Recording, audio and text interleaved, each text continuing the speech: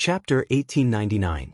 What Zhang Yan entered the modern world this time wasn't his original body, it was just a sliver of consciousness. In reality, after cultivating to the realm of immeasurable and boundless, the boundary between spiritual energy and consciousness was blurred. There was actually no difference between the two. You can think of it as spiritual energy, but you can also think of it as consciousness. The effects are all the same. As for himself, after he jumped out of the restraints of the modern world, he no longer needed to be restrained by the river of the modern world. However, he couldn't search for Tao in the eternal silence, so he had to enter the world to find it. As his power sunk in, he felt a few forces repelling him. However, they weren't in harmony with each other, they were also fighting against each other.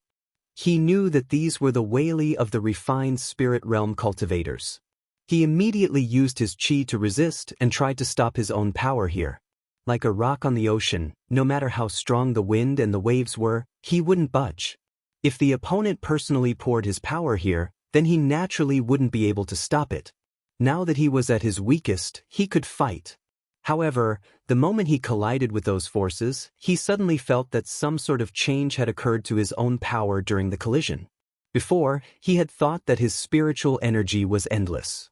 Then how should he determine who was strong and who was weak in the refined spirit realm? Now, he finally understood that the so-called strong and weak here was actually just a comparison.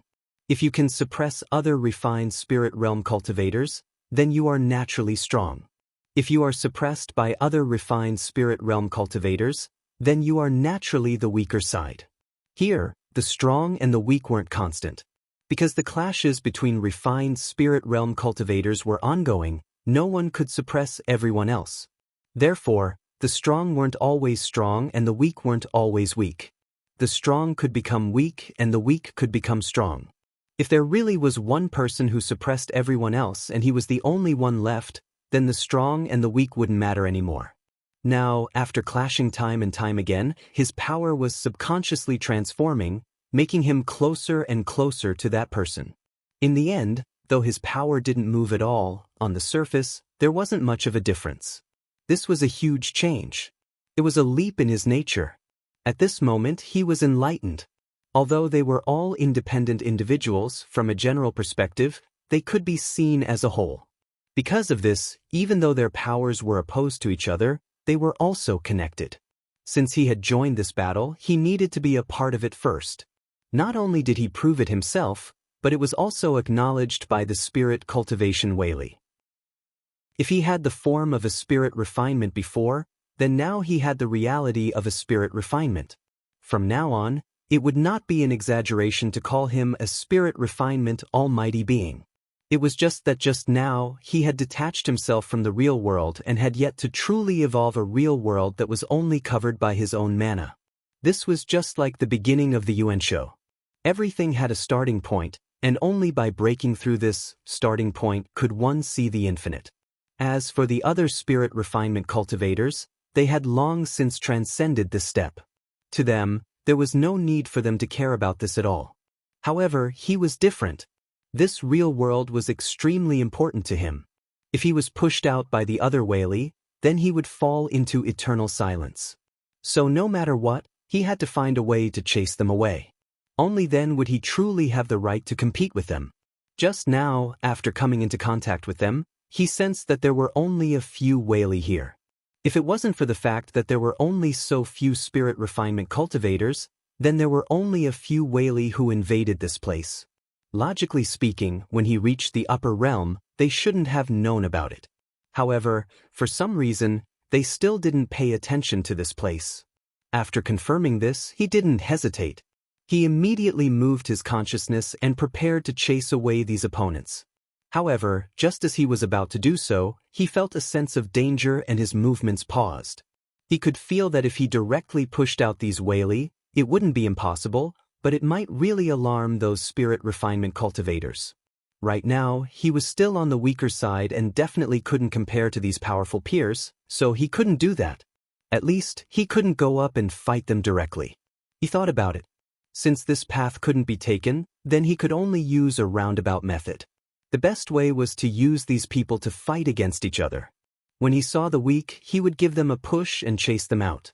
Since he didn't use much strength, it would be hard for them to notice.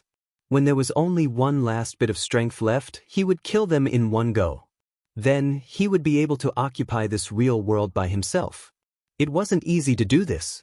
Although these whaley were only fighting on their own and the masters behind them didn't take the initiative to control them, they were still moving according to the will of this generation. They wouldn't be easily influenced by external forces, or else they would have been led astray by others. In this case, he could only use a bottom-up method. He looked down and looked at this real world. Although this real-world river was first opened by him, there were now countless forces and cultivators there. All of them had their own origins. Although they didn't have much to do with him, they were all the whaley or even the will of a few spirit refinement cultivators. These forces or cultivators might be their past experiences, or they might be people related to them. However, with the arrival of their respective great powers, they were also reflected within and merged with this world. This was like how after the rivers and streams connected with each other, they would naturally converge together. There was me in you and you in me. If he could walk out of his current predicament, then he could also reflect the original real world. Although he couldn't directly repel the power of these spirit refinement cultivators, he could use certain methods to influence or even influence these people or things, causing them to fight more intensely. Then, through them, he would affect the whaley behind them and finally achieve his goal. First, he had to restrain himself as much as possible and sit as a bystander, watching these people fight. However, because he was there, as long as these living beings were still related to these spirit refinement cultivators, they would naturally know of his existence. It was just that when it came to specific knowledge, there might be some differences. Thinking about this, his mind moved and he had already released a part of his consciousness. It flowed down the real-world river and seeped into the past and the future. Since the beginning of time, yin and yang were separated, the sun and moon were in the same position, the fate of heaven and earth, the strange festival of the 4 seasons. In front of the mountain village, an old man who looked like a beggar was carrying a wine gourd on his back. He was swaying his legs and sitting on a large green rock. He was shaking his head and talking about ancient times. Below him sat a circle of children. But at this moment, all the children waved their hands and shouted, "Don't listen to this, don't listen to this." The old man glared at them. "It's very urgent, let me explain slowly." He gulped down a mouthful of wine and pointed his finger at the sky. He shook it and said, "When heaven and earth were opened, there were billions of worlds. The world above us is called the Great Ancient Heaven. It is below the Kuxing division. Why is this division? You won't understand even if I tell you. As long as you know that everything in the universe is under the rule of the celestial court. Hee, let's test you little monkeys, who knows about the celestial court?" They all listened with their eyes wide open. Suddenly, a white and fat boy shouted, I know. My dad said that the celestial court is the heavenly Lord." The old man pointed at him and said, "Yes, the celestial court is the heavenly Lord." A child asked curiously, "Is the heavenly Lord the biggest one?" The old man shook his head like a rattle drum and said, "Even the heavenly Lord has to listen to the words of the celestial emperor." "The celestial emperor is the biggest." The old man still shook his head and said, "Although the celestial emperor is big, there are still places that he can't control." He stretched out 3 fingers and said, "There are 3 who are high above the Cheong Tian. Their titles are Tai Shang. Even the celestial palace has to worship them." At this moment, a rather big child with a vertical horn said, No, I heard from the headmaster that there are 2 more Tai Shang, a total of 5. As he said this, he even mimicked the old man by opening his palms and gesturing. The old man smiled and said, "You are quite knowledgeable. However, you only know one thing and not the other." The old man is right. There are proper Taoist titles in the celestial court. Although the other 2 are impressive, they don't have titles. At this moment, a voice suddenly sounded, "That's not right. The Tai Shang is the ancestor of the Taoist lineage. How dare the celestial court not worship them? It's just that the remaining few are not in the main hall." The old man looked towards the source of the voice and saw a green-robed scholar standing there. He smiled and said, "So you are the little dragon that was demoted." The green-robed scholar was not angry. He smiled and said, "If it wasn't for the fact that the dragon ball that I refined was taken away, would I allow an old beggar with a mortal body like you to make fun of me like this?" The old man smiled and said, "You've seen all my secrets." He waved his tattered sleeves and scattered a handful of colorful 5 light stones. He said, "Go, go." He chased the child below away and limped to the front of the scholar. After looking at him for a moment, he stopped smiling and sighed. "Prince Ing, has it been 600 years since we parted at the celestial gathering?" The green-robed scholar thought for a while and said, "It's exactly 600 years old." The old man looked at him and said, "Prince Ing, where are you going?"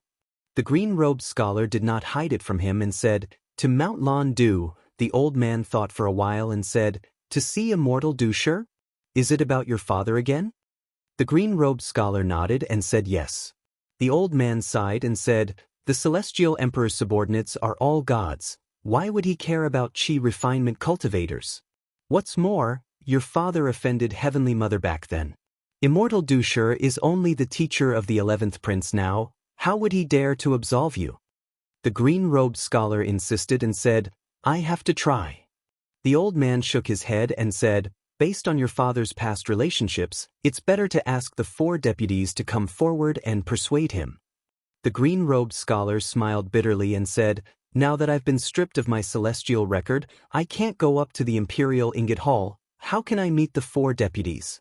I've sent letters, but there's no reply. Those Star Lords used to call me brothers, but now they're avoiding me like the plague." The old man looked at him and stroked his beard. He revealed a hesitant expression and said in a low voice, "Prince Ing, if you really have the guts, you don't have to look for immortal Dusher. Why don't you go to Forgotten Continent and beg for his help?" The green-robed scholar was stunned. He knew about Forgotten Continent. That place was separated by 3 mountains and 5 divisions. It was located in the dark and indistinct. Just by walking, it would take over 1,000 years and he might not be able to reach it. Why was the old man advising him to go there? At this moment, his heart stirred and he suddenly thought of something. The old man looked at him and said, "Prince Ing, you must have guessed it. Other than those 5 grand elders, there's another one there. It's just that he doesn't care about the world's matters. Prince Ing can request for an imperial edict from there, and it might solve your father's problem." Chapter 1900. In the celestial leaving continent, Zhang Yan was sitting in a cave dwelling. Ever since his consciousness entered this world, it had landed here. This world was created by him from the very beginning. But what was interesting was that the spirit refinement almighty power that seeped in spontaneously formed worlds and universes. Everything in the room had nothing to do with him. After observing, he believed that these things and living beings should have existed elsewhere, but now that they had intersected with this world, even if this world came to an end, it wouldn't truly perish, because it would continue to exist in the world that the spirit refinement Whaley was involved in. Now, it was merely reflecting in along with the Whaley, thus forming a situation where they intersected with each other. To be precise, this person was currently residing in the world that he had created. As his power was still on the weaker side among the spirit refinement almighty beings, and he was purposely restraining his power, it showed that he was the host instead. He, the creator of the world, had instead become a marginal figure, and the celestial leaving continent had also become a distant celestial mountain. However, all of this would change in the end. What he needed to do was to chase these unwelcome guests out, and then achieve his own perfection. He looked beyond the heavens, and he could feel the unfathomable and profound chi activity there. These were the dharmakayas of a few spirit refinement almighty beings that were reflected here. If the consciousness of the spirit refinement almighty beings went to any of the worlds, they would definitely stand at the highest level of power. At this moment, he felt a few gazes landing on him. He saw these few, and these few could also see him. However, their consciousness that was immersed here was naturally formed, so no matter what happened here, it had nothing to do with the original. Of course, The premise was that these almighty beings didn't notice this beforehand. Compared to these people, although he was temporarily weaker, there was a direct push from the original behind him. Their goal was very clear, and they also knew what they should do. This was his advantage. Now in this world, the order of heaven and earth was controlled by the celestial palace, and the ones who ruled here were a group of gods. What was strange was that this celestial palace actually didn't have any support from the spirit refinement Whaley behind them, and they suddenly appeared before him. However, regarding this, he already had some guesses. There was no need to look into it now, and he could verify it in the future. Other than the celestial palace, there were also several cultivator forces, and they were all directly or indirectly related to the spirit refinement almighty beings. In particular, there was a force that was suspected to be somewhat related to the great underworld patriarch. This generation followed the will of the spirit refinement almighty beings, and they fought and interacted with each other. He was now preparing to make use of this conflict to change the situation and then expel them to achieve this generation's goal. After sitting in the Forgetting Mountain and watching the changes of the world for 1,000,000 years, he already knew the ins and outs of all parties, so he decided not to remain silent any longer. His gaze turned towards the ancient sky and looked at an azure-clothed scholar. This person's name was Jering. His father was the overflowing water dragon king who was in charge of one of the two waters of the Milky Way. 3 years ago, Tian Mother, and Dynasty, Tian Mother, Tian Hiton. Although the flow of heavenly water was fixed and couldn't be abused, this dragon king had been in charge for a long time, and he would have some surplus to deal with unexpected situations. Therefore, this was a small matter in the past. However, this time, the 11th prince borrowed a lot of water for a matter, and he had no more water to transfer. If he told the truth, it would only implicate the 11th prince, so he could only use the excuse of messing up the order and refuse to follow the order. After Tian Mother found out about this, she was furious. Then, she found an excuse to throw Dragon King Mi Shui into the Sky Supervisor, and his clan was stripped of their celestial records and banished to the lower realm. This was actually a battle for the throne. The 11th prince was intelligent, and the celestial the Arch doted on him. However, his mother was the daughter of Celestial Emperor Dong Yang, Lord Baojun, and not the Celestial Emperor Kwang Mu, so the Celestial Emperor didn't like him. Not only that, the 11th prince had a Dao root, and it was very likely that he would become the disciple of one of the Grand Elders. The Celestial Emperor Kwang Mu wanted to stop this, so she did this just now. After Zhang Yan saw this, he realized that this internal strife in the heavenly court was an opportunity to break the stalemate. Hence, he made use of the old man's words to lure Jie Ying over to his side. This would be his first move since he entered the world. Outside the White Jade continent, on the meandering river, a canoe floated over. The boatman adjusted his bamboo hat, one hand holding the oar, the other pointing to the front, and said, "Customer, that is the Forgotten Continent." The green-clothed scholar followed the direction of his finger and raised his eyes to look into the distance. He saw the vast river, the white mist was like silk, the sky was vast, the earth was vast, and the clouds were ancient. It was a magnificent picture scroll. At this moment, a long whistle came from the sky, and when he looked up, he saw a huge bird flying over his head, and following the whistle, it flew into the distant sky. He let out a long breath. After thousands of years of trekking, crossing 3 mountains and 5 tribes, he was finally here. The boatman took off the towel on his shoulder and wiped it and said, "Customer, that is the celestial mountain and the celestial realm, we mortals can't go there, so we can only send you here." The green-clothed scholar cupped his hands at him and said, "I am already very grateful to be able to reach this place, thank you, boatman." The boatman waved his hand and said, I don't dare, I wish you all the best." The green-clothed scholar nodded his head heavily. He tidied his clothes and walked out of the small boat. He stepped on the water surface, and it was like he was walking on flat ground. Even though his celestial status was taken away, and he lost his mana, but as the son of a dragon he could still walk on water for a short period of time. As long as he reached the shore in time, he would be fine. The boatman saw him walking on water, and it was not strange. Between heaven and earth, even though celestials and mortals were separated, there were many demons, ghosts, and magical people. He had been here for 30 years, and he had seen them. Seeing that the green-clothed scholar's figure was getting further away, he rode back. After walking on water for 2 to 3 days, the green-clothed scholar realized something was wrong. The shore didn't look far, but no matter how he walked, he couldn't get close. If this continued, it was possible. But the problem was that he was the son of a dragon, and according to the rules of the celestial heavens, he couldn't go to other water gods' territories without an edict. It wasn't a big crime, and sometimes he could get over it by making friends. But if this matter were to spread to the Heavenly Mother, she would definitely punish him. If not, he wouldn't have asked the boatman to ferry him here, and he would have swum over. Just as he was worrying, a wave suddenly surged on the river, and a white fish leaped out of the water. Its body was supported by the water, and its long whiskers swayed as it spoke. "Is this Crown Prince Ing?" The green-clothed scholar said curiously, "Yes, how do you know me?" The white fish said happily, "It really is Crown Prince Ing. Back then, I received a great favor from the Dragon King of overflowing water, and I couldn't repay it. Later on, I asked an immortal, and he said that after 1,500 years, a son of a dragon will pass by here, and I can repay the favor by then. Today, I've waited for it." The green-clothed scholar was filled with respect, and he cupped his hands. "So it's my father's old friend, how do I address you?" The white fish said, I don't dare.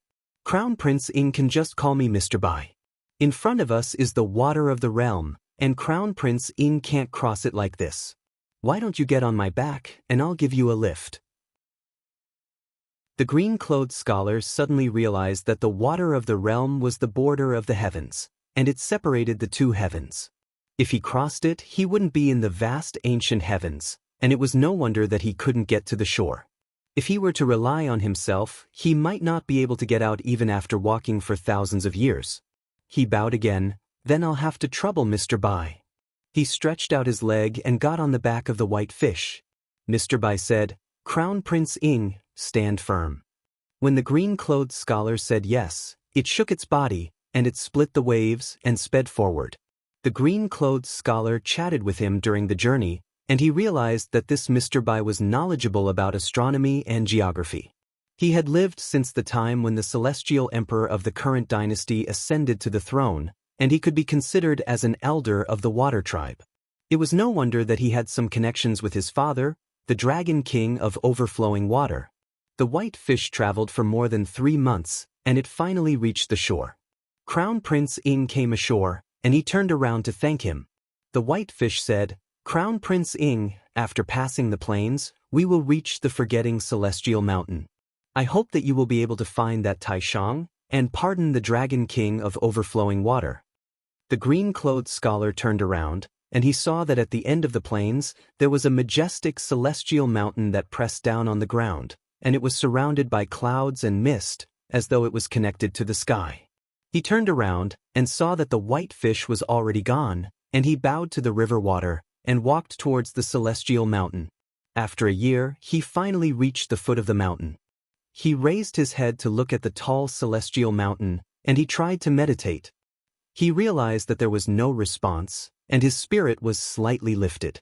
This meant that there was no earth or mountain god, and there was no river dragon king here. The billions of worlds and the 10 rulers were all under the rule of the celestial court, but it was only in front of the Taishang, and the celestial court could not control it. This meant that he found the right place.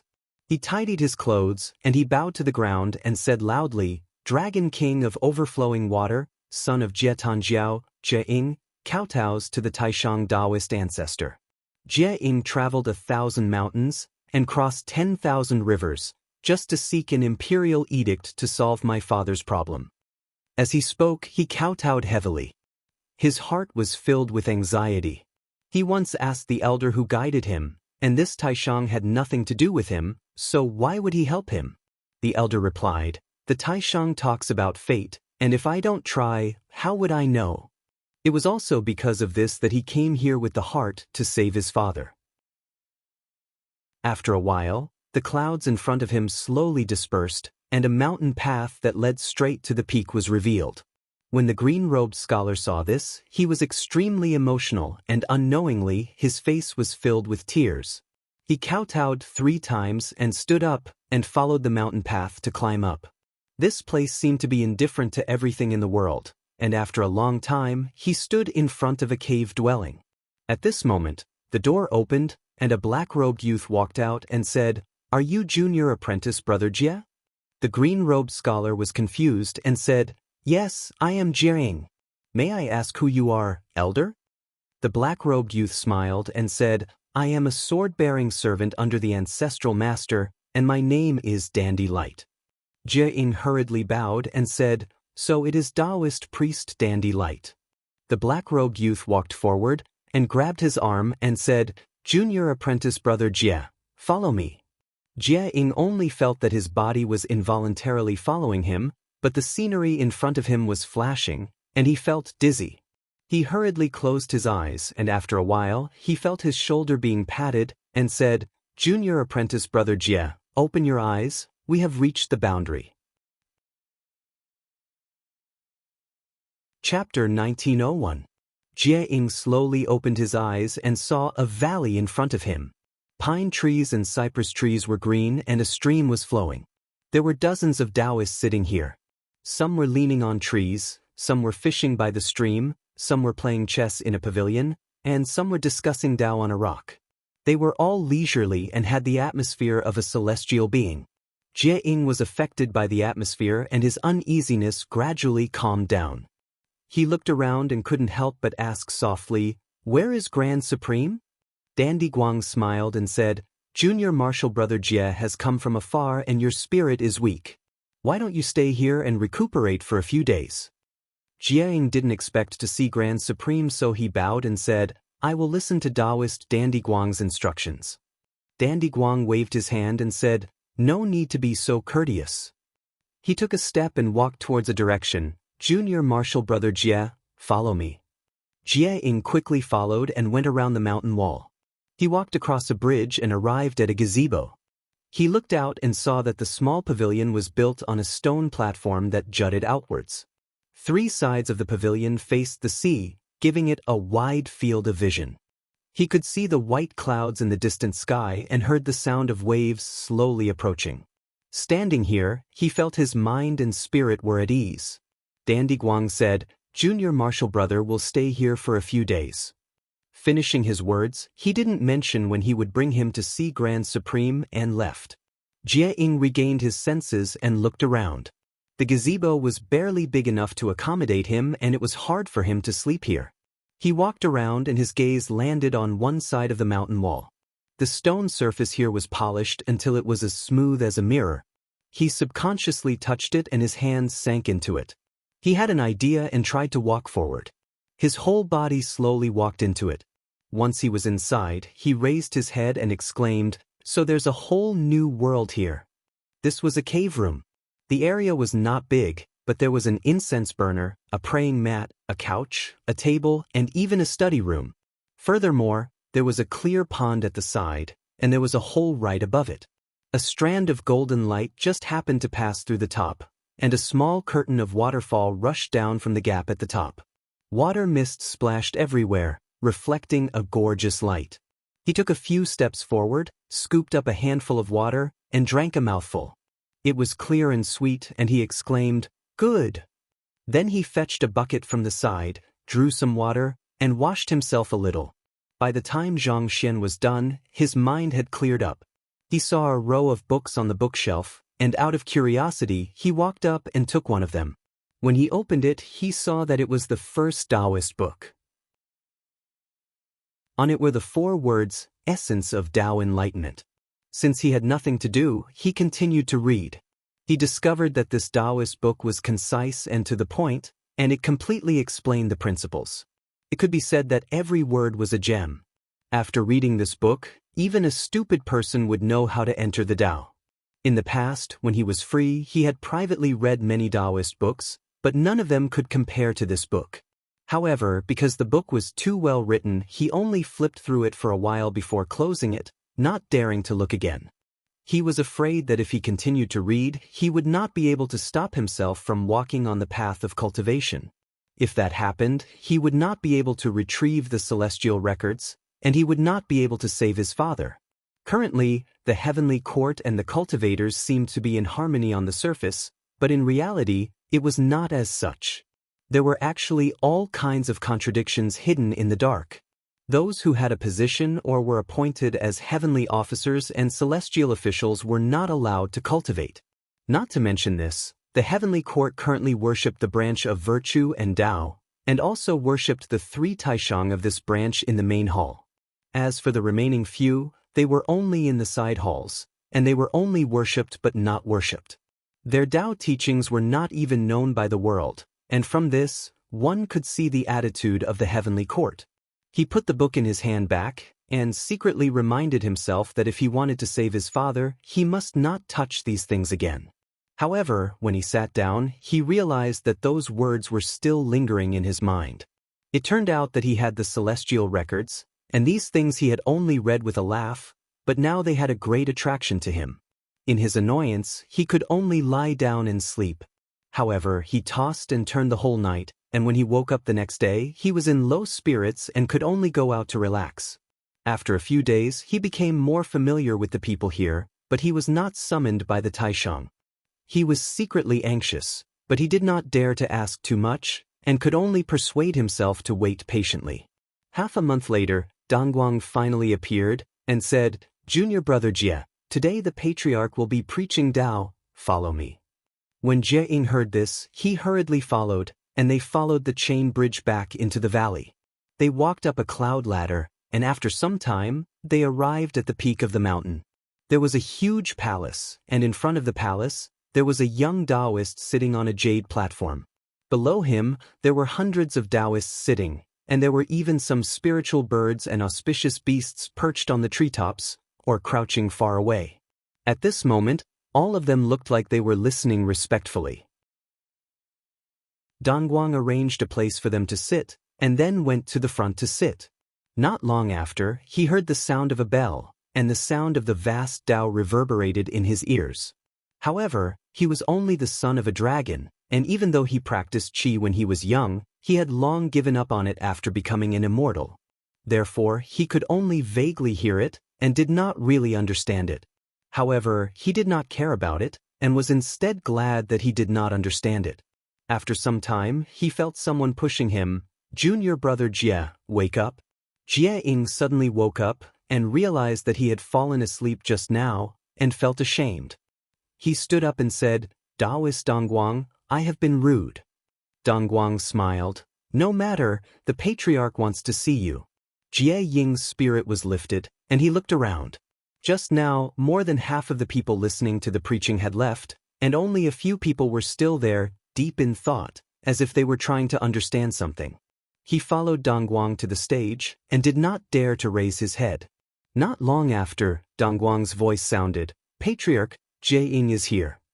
Then a clear voice said, "Call him up." At this moment, Jie Ying was extremely nervous. Even though he was the son of a dragon, he had never had the honor of meeting the Taishang Taoist ancestor. Therefore, he walked up to the jade stage and bowed. "Dragon son Jiang greets the Taishang." Zhang Yan nodded slightly, and said in a gentle voice, "Stand up and speak." Jie Ying expressed his thanks, got up and stood respectfully on the spot.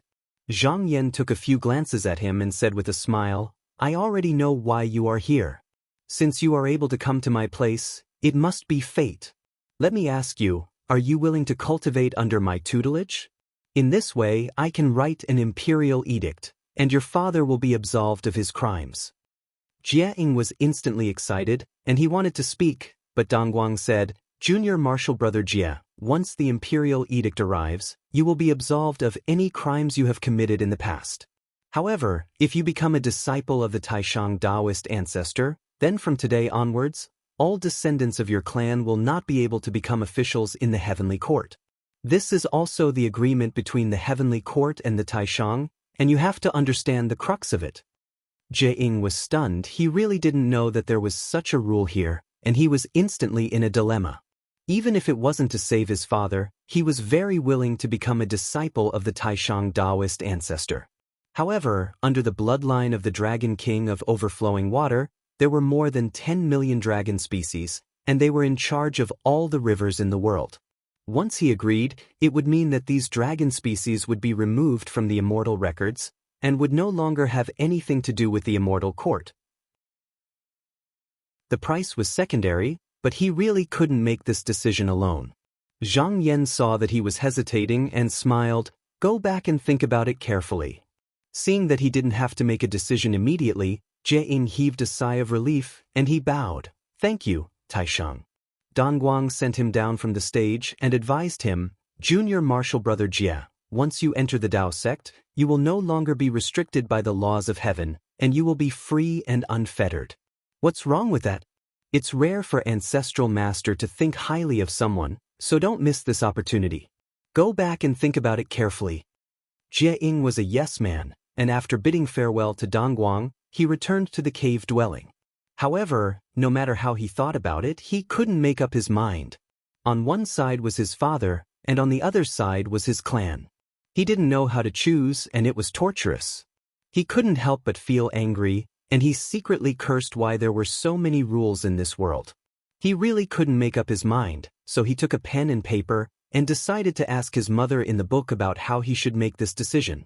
On the other side, Dongguang returned to the stage and said, Ancestral Master, I'm afraid Junior Martial Brother Jie won't be able to make a decision in a short period of time. Zhang Yan smiled and said, It's fine, he is with me now, and the chess piece has already been placed.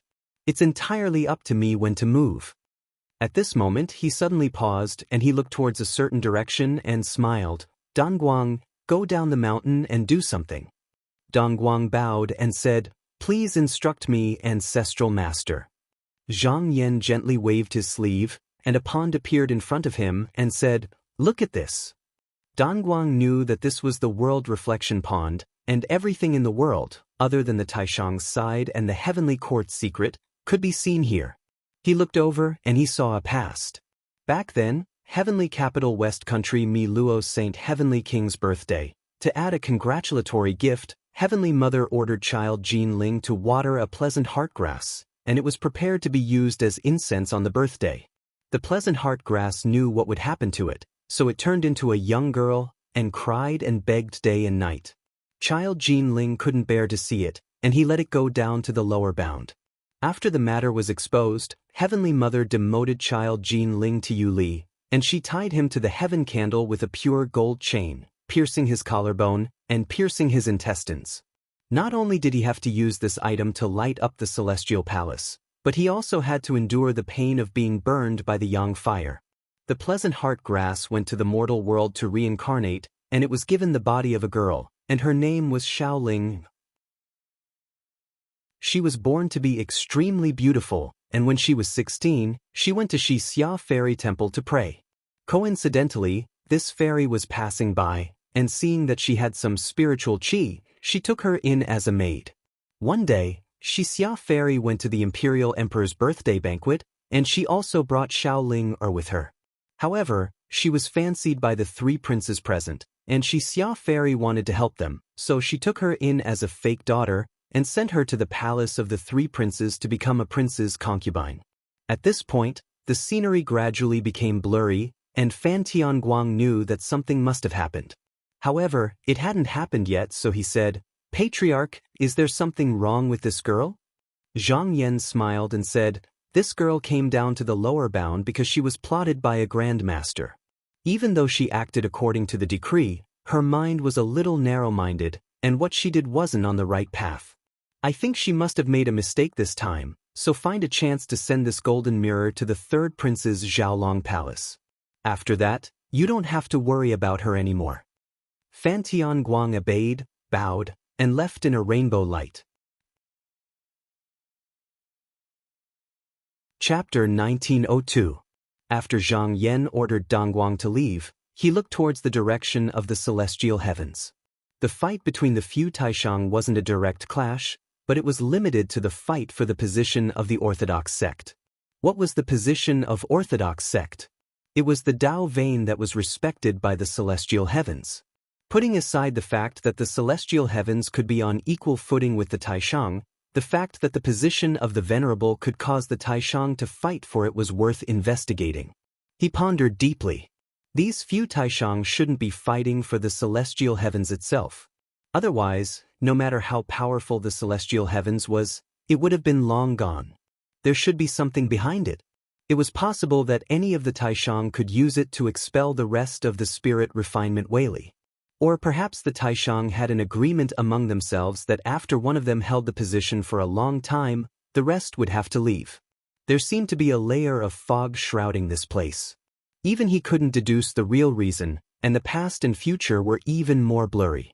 But because of this, it proved that his guess was not wrong. At this moment, he turned his gaze and saw that a few spiritual birds and auspicious beasts were still lingering there. An idea came to his mind, and after some calculation, he called a boy over and said, "I remember that in the candlelight room at the back, there are 5 nightless lanterns sent from Yu country?" The boy replied, "Yes, they are given by Heavenly King Yu Guochang to the Patriarch." Zhang Yan said, "I see that those birds and beasts have nothing to do. Pass down my order them to guard the candle room." The boy acknowledged and went to make the arrangements. Zhang Yan waved his sleeves, got up the carriage, and returned to the Tao Palace. When the Taoists below saw the Patriarch leaving, they all stood up and bowed to send him off. Danguang left the Li Wang Celestial Mountain and went straight to the Imperial Yuan Hall of the Celestial Heavens. However, when he arrived at the boundary, he frowned. He saw a divine general in golden armor and holding a whip standing under the watchtower. His eyes were bright, and he actually gave off an awe-inspiring aura. He did not expect that dazzling She-Star Lord would be on duty today. Her pair of wise eyes could see through the heavens above and search the abyss below. Ordinary concealment techniques were useless in front of her. After pondering for a moment, he took out a green leaf from his bosom and muttered, "Let's hope this thing is useful." With a toss, the leaf floated above his head. Then he stepped into the Forbidden Palace. The strange thing was that he did not use any techniques to hide himself, but the 100-odd immortal generals, including Star Lord Dazzling Shi, ignored his arrival. Their gazes did not even linger on him for a moment. He didn't waste any more time and went straight to the front of the palace. Raising his head, he saw a horizontal board hanging in front of the palace's forbidden entrance. On it, there were 2 words written by the Celestial Emperor, Wan Long. At this moment, it was glowing brightly, cleansing the filthy evil. He knew that if he were to get any closer, he would most likely be exposed. However, there was no need for him to get any closer. He tossed the golden mirror down, and in a flash of spiritual light, he entered the palace. After doing this, he didn't stay for a moment. He immediately left and returned to Mount Li Wang. However, halfway there, he heard chirping sounds. He looked down and saw a large group of people with bird faces and human bodies heading east. He didn't want to be meddlesome, but when he heard these people talking about Xixia Fairy, he couldn't help but think about what happened before. So, he stopped one of them and asked, "Just now, I heard that you were talking about Xixia Fairy. Seeing that you are in a hurry, where are you going?" The bird-headed man said, "Immortal, we are all from the Cicada Mountain tribe under Fairy Xixia. We heard that Fairy Xixia's younger brother, Bio Celestial Official, has offended a great deity and is currently being imprisoned in a lake. Fairy Xixia has summoned us from the 7 tribes to save him." After Dongguang heard it, he was deep in thought. However, after thinking about it again, he suddenly felt that something was wrong. This time, he came and went without a trace. Now that he stopped to ask questions, he exposed his tracks and fell into the hands of people with ill intentions. In the future, he might be implicated. However, just now, his soul was covered in dust and he didn't think about this. It was very likely that he had fallen into someone's trap. He felt that something was wrong, so he hurried back to Mount Li Wang. After reporting to the outside, he entered the main hall and came before Zhang Yan. He bowed and said, "Ancestral Master, the golden mirror has been placed in Zhuan Long Palace. However, on the way back, I accidentally exposed my tracks. Please punish me, Ancestral Master." Zhang Yan smiled, "It's fine. It's not your fault that you exposed your tracks. However, this is already within my expectations. I will deal with it in the future. As he spoke, he looked outside. There is a guest. Dongguang, you can leave first. Dongguang bowed and left the main hall respectfully. Zhang Yan stood up. Not long after, a Taoist in his 30s with a long beard walked in slowly. The person bowed to him and said, Taoist friend, you are too polite. Zhang Yan returned the greeting and said, Taoist friend, you came from afar. Why don't you take a seat and talk? The Taoist thanked him and sat down on the guest seat. He said, I didn't do things in secret. Fortunately, Taoist friend helped to remedy the situation. Zhang Yan smiled and said, as long as Taoist friend doesn't blame me for meddling. The main purpose of his action this time was to convey his attitude to the two grand elders who served in the side hall. It was obvious that they understood his goodwill and came to visit. This was in line with his plan. However, under normal circumstances, the two of them wouldn't reject this. It was because compared to the Tao of virtue, they weren't in a proper position, belonging to the side that was being suppressed. Meanwhile, being suppressed in itself meant that they were comparatively weaker. Now that there was someone of the same generation that was willing to join, they wouldn't reject him no matter what. The Taoist said, I wouldn't dare. As he said that, he looked over and said, what Taoist friend is looking for? Zhang Yan knew that the Taoist was asking him if he wanted to give them some face or if he wanted to join hands with them to fight against the enemy. He smiled and said, Tao of virtue is not what I want. Once this was said, the Taoist also understood what he meant. He nodded and said, today, the heavenly court regards the Tao of virtue as the main position. Our positions are only in the side hall. We are not respected. This is not what I want. Today, we should pursue the Tao of virtue and promote our Tao. Zhang Yan nodded and said, that is how it should be. The Taoist said again, another Taoist friend and I will establish the same Tao line and take the word, complete. Does Taoist friend have any suggestions? Zhang Yan said, I will follow the two Taoist friends' suggestions. Naming seemed like a small matter, but in reality, it involved the problem of who was the master and who was the subordinate. However, to him, these two were also outsiders. After he pushed down Tao of virtue, they would also find a way to get rid of them. Therefore, it really didn't matter what name they were going to be called. The Taoist saw that he didn't object and his expression became more relaxed. It was obvious that he had recognized their alliance. He said, the heavens change. In order to take care of the heavenly secrets, the emperor's position will change. Today, the heavenly emperor's position is about to change. Taoist friend, which prince do you think has the appearance of a divine master?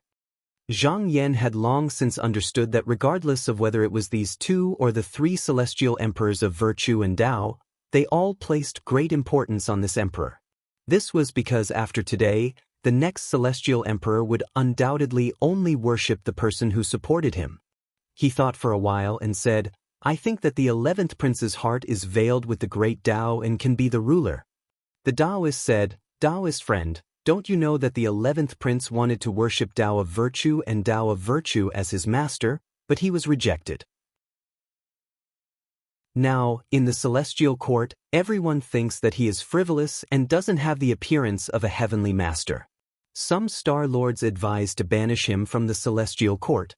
Now, he can't even protect himself, let alone fight for the throne. Zhang Yan smiled faintly and said, it might not be a bad thing to take a step back. He could naturally see that the two Taoists of virtue and Tao of virtue were supporting another prince on the surface, but in reality, the 11th prince was the one they really valued. This time, it was just their plan. Now, the celestial court could be considered a pool of muddy water. Instead of getting involved in this battle, it would be better to retreat first.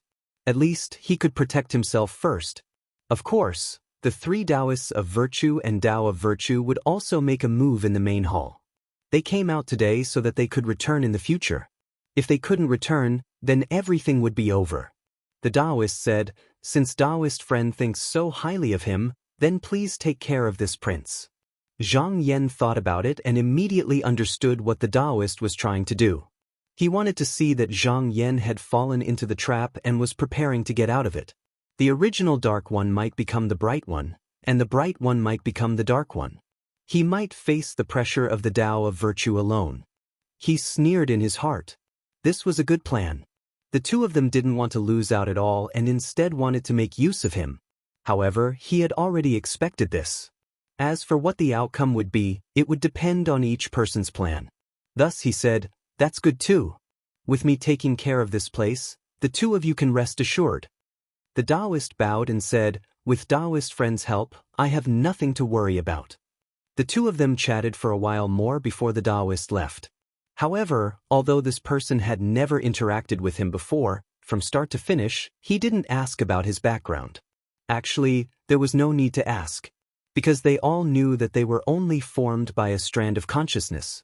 If the original didn't notice them, then they wouldn't be able to communicate with the original. It was the same whether they knew or not. Moreover, their goal was to chase away the rest of the spirit refinement Weili. They didn't care about the rest. Zhang Yan didn't ask him why he wanted to fight for the position of the spirit refinement Weili. Because from the Taoist point of view, it was obvious that he should know about it. This further confirmed his previous judgment. Although it wasn't clear now, in the end, he would definitely know the result. It was just that the 11 kings would be exiled very soon. Since the two of them had stopped, then they needed to ensure their safety. He thought deeply for a while and summoned a few Taoists with swords.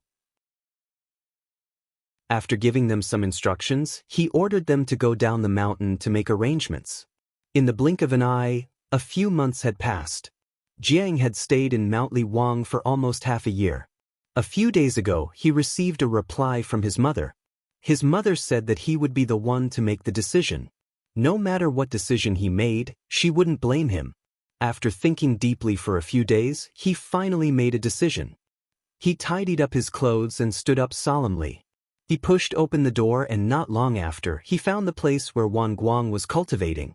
When he saw Wan Guang, he bowed deeply and said, "Taoist Wan Guang, I have thought it through. How can I not take what heaven has given me? I am willing to become a disciple of the Taoist sect." Chapter 1903. With that, Jie Ying knelt down and kowtowed. Zhang Yan said warmly, "I have 9 disciples and there are many dragons under my 6th disciple. If you become his disciple, it will be much easier for you to do things. Are you willing?" He had stopped accepting disciples a long time ago. After entering the modern realm, other than Dongguang and the rest who were considered 3rd-generation disciples, the rest were only considered disciples. Jie Ying quickly said, "I am willing." He didn't dare to hope to become the Grand Supreme's direct disciple. It was already a great opportunity for him to enter the sect. Zhang Yan shook his sleeves and a golden decree floated down from the sky. He said, "Dongguang, go to the heavens again and send this decree to the heaven hall. Let Dragon King Mi Shui be absolved of his crimes." Dongguang took it and said solemnly, "Yes, Grand Supreme." Jie Ying kowtowed and said gratefully, "Thank you, Grand Supreme. Thank you, Grand Supreme." Dongguang smiled, "Junior brother Jie, since you have entered the sect, you should call me Ancestral Master." Jie Ying nodded again and said, "Yes, greetings, Ancestral Master." When he said that, he felt his body shake and he felt a sense of loss. Then, he felt a sense of relief as if he had gotten rid of something. This was because even though his celestial record was removed, he was still under the jurisdiction of the heavens. Moreover, if there was a need, a Jade decree could be used to bring him back.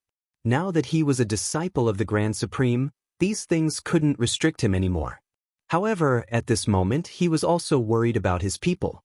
All of them were the heaven's water gods and because of him, they were about to be removed from their celestial records. There were more than 1 billion people who would be affected by this. However, he didn't know if what he did was right or wrong. But since he had made the decision, he didn't regret it. Moreover, his identity as a disciple of the Grand Supreme was enough to protect his people. Zhang Yan said, "Since you have entered my sect, you should learn Tao techniques." He called out and another Taoist came up. He was about 20 years old and had a gentle expression.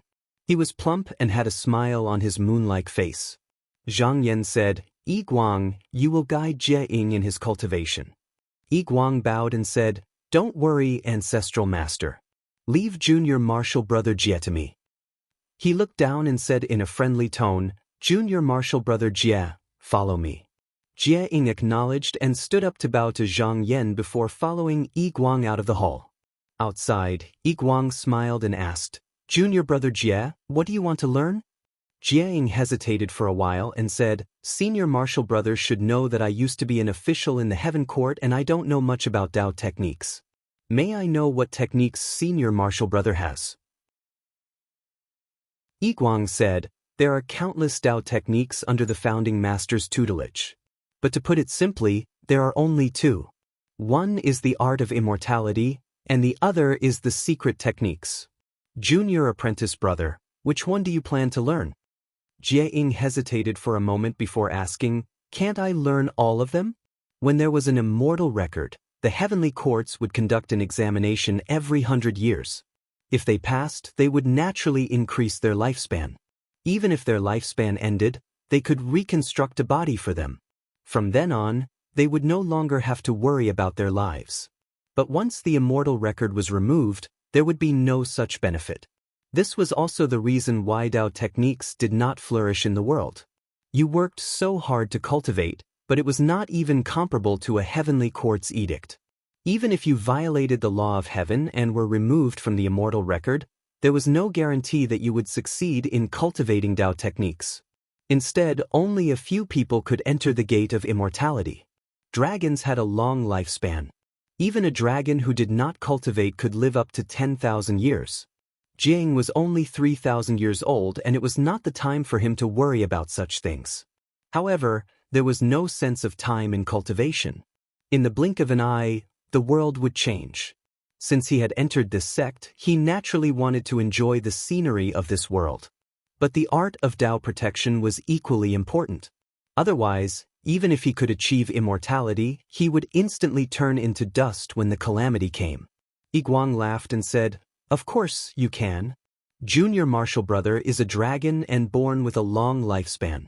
Ordinary people can be exempted from following the prescribed method. However, the art of entry is to build a strong foundation. It is especially important that you deal with it carefully. Junior martial brother, have you read the essentials of Dao techniques?" Jie Ying replied honestly, "There is such a book in the cave. I have already read it." Yi Guang said, "Now that you have saved yourself some trouble, I will recite a few incantations. Remember them by heart and do not spread them out. Otherwise, you will only harm yourself and others." Jie Ying saw that his expression became serious towards the end. His heart tightened. He used to be the heavenly court's water god and he valued the rules the most. He put his hands together and replied solemnly, "Senior martial brother, I understand." Yi Guang looked at him for a while and suddenly smiled. He waved his hand and said, "We are brothers, there is no need to be so formal." He paused and his lips moved as he recited the incantations. Jie Ying listened attentively and memorized them. Yi Guang said, "Junior martial brother, remember these incantations. Go back and cultivate diligently. If there is anything you do not understand, come and ask me. After you have built your Dao foundation, I will teach you the secret techniques." Jie Ying replied respectfully. Yi Guang gave him a few more words of encouragement and left. Jie Ying returned to the cave and cultivated diligently. Perhaps it was because of his strong foundation, he was accepted into the sect within 2 to 3 days. He then went to ask Yi Guang for advice. This time, he was taught many Dao techniques. However, the cultivation of these techniques was much harder than Dao techniques. He spent more than a month and just now, he had only mastered one of them. He sighed in his heart. It was only because he was a dragon that he could cultivate like this. If he was an ordinary person, he could only first stabilize his Dao technique, and when he had an extra lifespan, he could then seek for the secret technique. If he blindly pursued this, even if he cultivated some extraordinary technique, he would probably be old and decrepit by then. For the next few days, he would ask Yi Guang for advice every 2 to 3 days. Not only did Yi Guang not find it troublesome, he was also satisfied with his attitude. He praised, "Junior martial brother, you are diligent in your cultivation. It is rare." Jiang was ashamed. He was not so diligent in his cultivation for his own sake. He had to think about his clansmen who were implicated by him. Therefore, he decided that after he was successful in his cultivation, he would try to get his clansmen to join the sect. After he was done, he was about to leave when Yi Guang stopped him. He said, "I have to tell Junior Marshal Brother that Senior Marshal Brother Wan Guang is back today." Jiang was shocked and became excited. He said, Could it be?" Yi Guang said, "Your father has returned to the underwater residence. Once you are successful in your cultivation, you can go back and visit him." After the imperial edict was delivered, Dragon King Mi Shuai was released. However, Mi Shuai had nothing to do with his dragon bloodline anymore. The gains and losses here could not be explained in a short time. Jie felt his whole body go limp as if he was about to collapse. He had been working hard for this matter for thousands of years. Finally, there was a result. He cupped his hands and said sincerely, "Thank you, Senior Marshal Brother, for telling me." Yi Guang patted his shoulder. After all, they were family. He said, "You don't have to be so courteous." After Jie was relieved of this burden, he worked even harder. He cultivated in the Li Wang mountain for hundreds of years. One day, Yi Guang called him over. After a series of tests, he smiled and said, "Junior Marshal Brother, based on your original foundation and current techniques, you can be considered as a celestial." In the Heaven Court, cultivators who were successful in their cultivation were usually divided into 4 groups. They were scattered immortals, earth immortals, heaven immortals, and true immortals. Scattered immortals roamed the world without a fixed residence. In reality, they were cultivators who had no foundation but had some cultivation. Earth immortals founded their own sects and were famous in the sea. These people were the chi practitioners who occupied various spiritual mountains and residences in the world. Heaven immortals were worshipped by incense. These were the people who were taught Tao talismans in the Heaven Court. They had their own duties. Now, most of them were cultivators who believed in the Tao of virtue. And true immortals were the people of the Taishang sect. These 4 groups were not divided into ranks. They only showed their different origins. However, normally, heaven immortals and true immortals were either related to the Heaven Court or the Taishang sect. Therefore, if their cultivation was not mentioned, their status was higher than the other 2. Jie Yuan was a water god himself, so he naturally knew about this. He said, "Really? Senior Marshal Brother, are you kidding me?" Yi Guang smiled and said, "You are a dragon. As long as you know some Tao techniques, you will be better than normal cultivators. Moreover, what you cultivate is a superior Tao. It is not something the unorthodox path can compare to. It is normal for you to have such achievements." He took a talisman pouch from the table and passed it over. He said, "Junior Marshal Brother, you have cultivated for a long time. You have learned many Tao techniques and secret techniques. It is time for you to go down the mountain. Take this and open it when you reach the foot of the mountain. There will be instructions inside."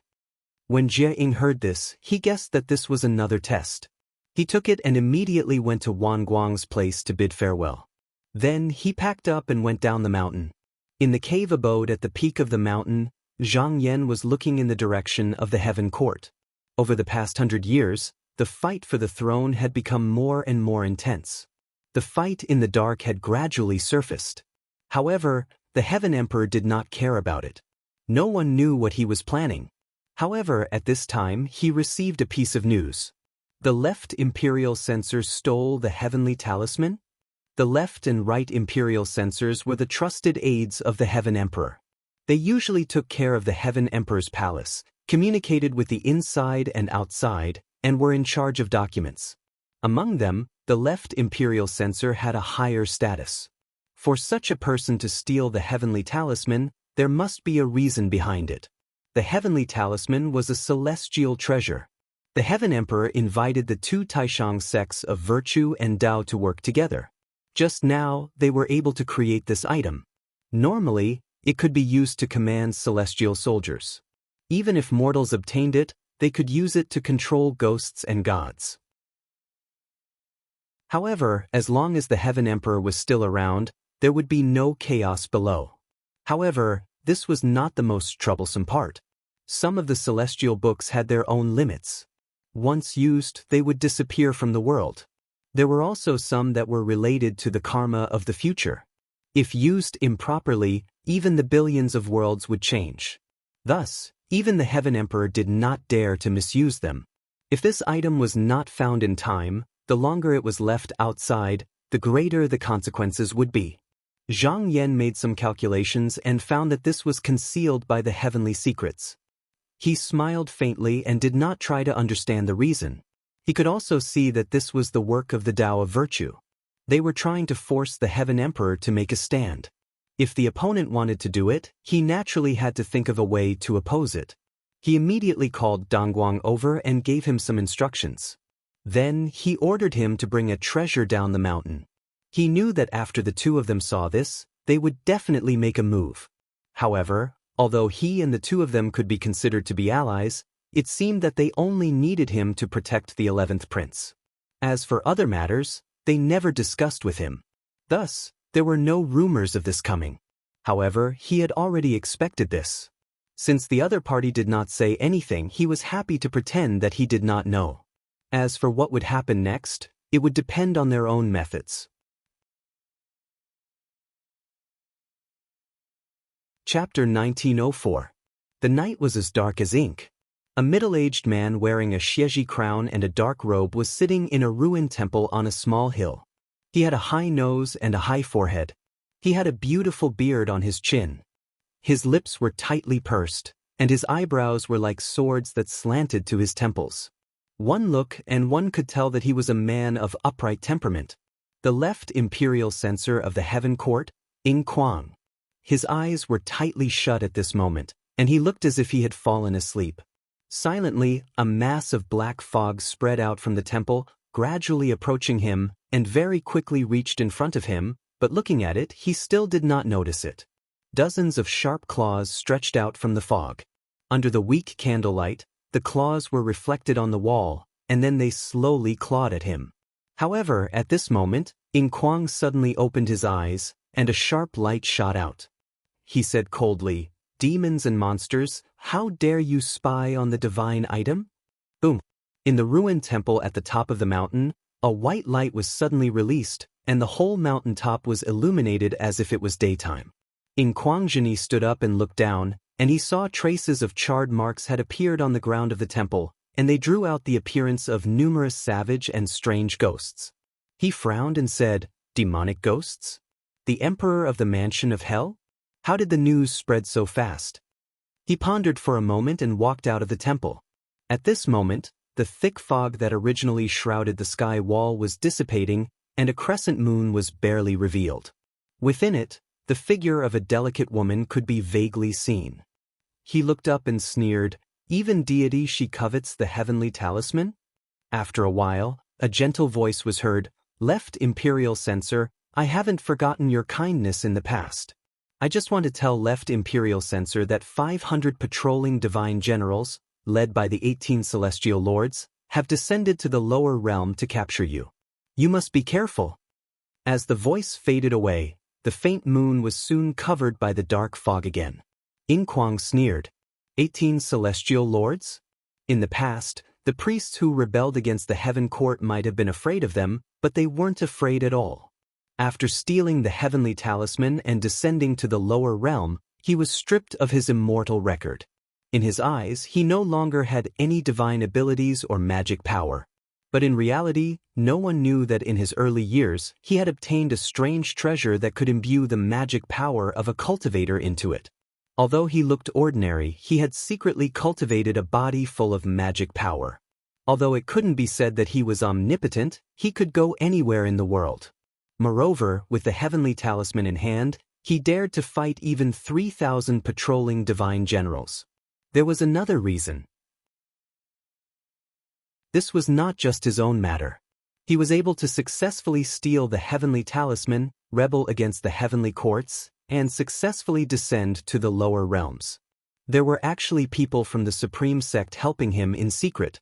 Before the Celestial the Arch chose a prince who was suitable for the three exalted ones, he would definitely be fine, and the three exalted ones wouldn't let anything happen to him.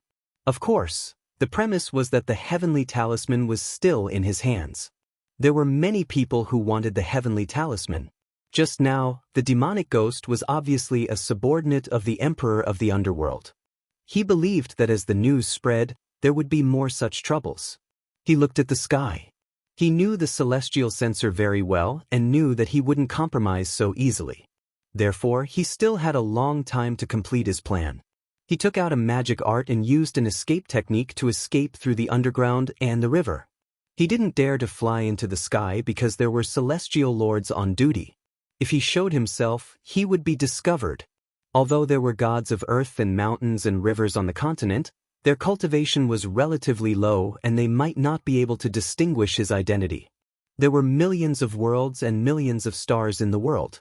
However, under the rule of the celestial censor, there weren't many places that could avoid the celestial censor's pursuit. However, without the permission of the celestial censor, one wouldn't be able to reach the door. Other than that, there was actually another place, and that was the Great Kuan Divine Tree. The roots of this giant tree were connected to the universe, forming a world of its own. It was known as the world-stabilizing pillar. It was said that after the primal chaos split apart, this tree had already existed. It was even half a disciple of a supreme elder, which was why the heavenly court didn't bother to restrain it. As the left imperial censor, In Kwang had read through many secret books of the celestial censor. He knew that the divine tree had another ability besides being able to connect to the universe. That was the purpose of his trip. After a few months, he arrived at the foot of the elder wood. He saw a thick trunk that connected the heavens and the earth standing in front of him, and this was only one of the tens of millions of the divine tree's roots. The divine tree had its own consciousness. When it sensed his arrival, a loud voice sounded, "Left Imperial Censor In Kwang. What are you doing here? I can't protect you." In Kwang said, "I'm not here to beg you to protect me. I just want to take a piece of the divine tree." "How dare you?" The Kuan would seem to be extremely angry about this. With a roar, heaven and earth shook. In Kwang's expression didn't change at all. He reached into his sleeve and took out an item. He held it in his palm. A spot of light shone like a stream of light. It was barely visible that it was a talisman. Heavenly talisman? The voice revealed a hint of fear. In Kwang said calmly, "If you don't want it, I'll take it myself." The divine tree instantly fell silent. After a long time, a broken branch fell from the sky. In Kwang caught it and cupped his hands, saying, "Thank you." The voice seemed to be disgusted with him. Leave quickly." In Kwang achieved his goal and didn't want to stay here any longer. He used his fingers like a knife and cut the branch into a talisman. He then put it in his sleeve and left. With this item, he could use a secret technique to refine it when he was free to hide himself. Then, even if the Grand Supreme didn't protect him anymore, he wouldn't have to worry about the Heaven Court. He could go to billions of universes. Just now, when he arrived at the border of the Border River, he saw an amiable-looking elder wearing a Taoist crown standing there. The elder smiled at him and said, "I knew that Left Imperial Censor would come here." In Kwang said, "Who are you?" The elder cupped his hands at him and said, "5 Liang Mountains Yushuan Cave, Qi Practitioner Zhao Yao. Greetings." In Kwang said coldly, "You're here for the heavenly talisman?" He snorted, "You're just an itinerant celestial. How dare you covet this item?" Zhao Yao smiled and said, "You are mistaken, Minister Zhua. This time, I was entrusted by someone to pass on a message. If Minister Zhua has nowhere to go, you can come to my Dao. In the universe, no one will be able to take you down." Quan Dao lineage? The Quan Dao lineage had only been established for a mere 100 years. It wasn't famous now, but as the Left Imperial Censor, Celestial Emperor's close subject, In Kwang had heard of it before. He knew that it involved 2 Grand Supreme who served in the side hall. He looked at him but didn't reply. He stepped into the border water and in an instant he was already on the other side. Zhao Yao looked at him leaving and said loudly, "Left Imperial Censor, you know that the heavenly talisman isn't that easy to get. When the battle for the throne is decided, you'll become an abandoned chess piece. If you have nowhere to go, you can come to my 5 Liang Mountain. I'll be waiting for you there." In Kwang didn't even turn his head and left. Another half a month later, he came to Tongdu Day. This was the land of the Zhou dynasty in the lower bound. He found a secluded place outside the city and settled down. He started to refine the elder wood at the mouth of a spirit spring that was hidden there. 3 days passed in the blink of an eye. 2 Taoists walked in from outside. They barged into the inner court, and when they found him, one of them scolded, "In Kuang, why didn't you follow senior brother's words and go to Tianwu Mountain? Why did you stay in the mortal realm?" The other Taoist added, "Left Imperial Censor, don't you know that it's easy to expose your whereabouts? If you're found by the Celestial Court, we can't help you because of the rules." In Kuang replied coldly, "How I, In Kuang, do things is none of your business. How dare you?" The leading Taoist shouted angrily, "Could it be that you came back to the lower bound to steal the talisman because of your own ability? If it wasn't for the protection of the Grandmaster's arcane energy, you wouldn't be here." In Kuang's face was filled with annoyance. A white light flashed on his body, and before the 2 Taoists could react, they disappeared from the spot as if they had never been there. In Kuang took out the talisman from his sleeve and saw a celestial book on it slowly fading away until it almost disappeared. He thought, as expected of a disciple of the Supreme Sect, just by using it a little, there's one less celestial book. Just as he was thinking, a voice came from outside, "If I were left Imperial Censor, I wouldn't use this item." In Kuang's expression turned serious and he asked, "Who's outside?" Footsteps could be heard and a young Taoist dressed in a blue robe walked in. He bowed to him and said, "I am a Qi practitioner from Mount Li Wang. Taoist name is Dongguang." Mount Li Wang? In Kuang's expression turned serious. Another disciple of the Supreme Sect. He was not afraid of the other party. As long as he had the heavenly talisman in his hands, no matter how high the person's cultivation was, he could still easily chase him away like before. However, with the interference of a Grand Supreme, it was very likely that his original plan would be disrupted. He said coldly, "I know the consequences of using the talisman. I don't need Taoists to remind me." Dongguang nodded and said, "I've said too much. Since you are the left Imperial Censor, I'm sure you know the implications of this item. However, I'm curious, why did Zhuo Imperial Censor steal the talisman and descend to the lower bound?" He originally thought that this person was already in cahoots with the Tao of Virtue. However, from the looks of it, his goal wasn't that simple. In Kuang didn't answer his question. He closed his eyes and only opened them after a while. He asked, "Since Taoist is a disciple of the Supreme Sect, I have something to ask." Dongguang said, "Go ahead." In Kuang stared at him and said, "Why has the ruler of the Celestial Court always been a person with the same surname since the world was created?" Dongguang was a little surprised. He didn't expect this question. He thought for a while and replied, "The Celestial Emperor is the ruler of the world and bears the fate of the heavens.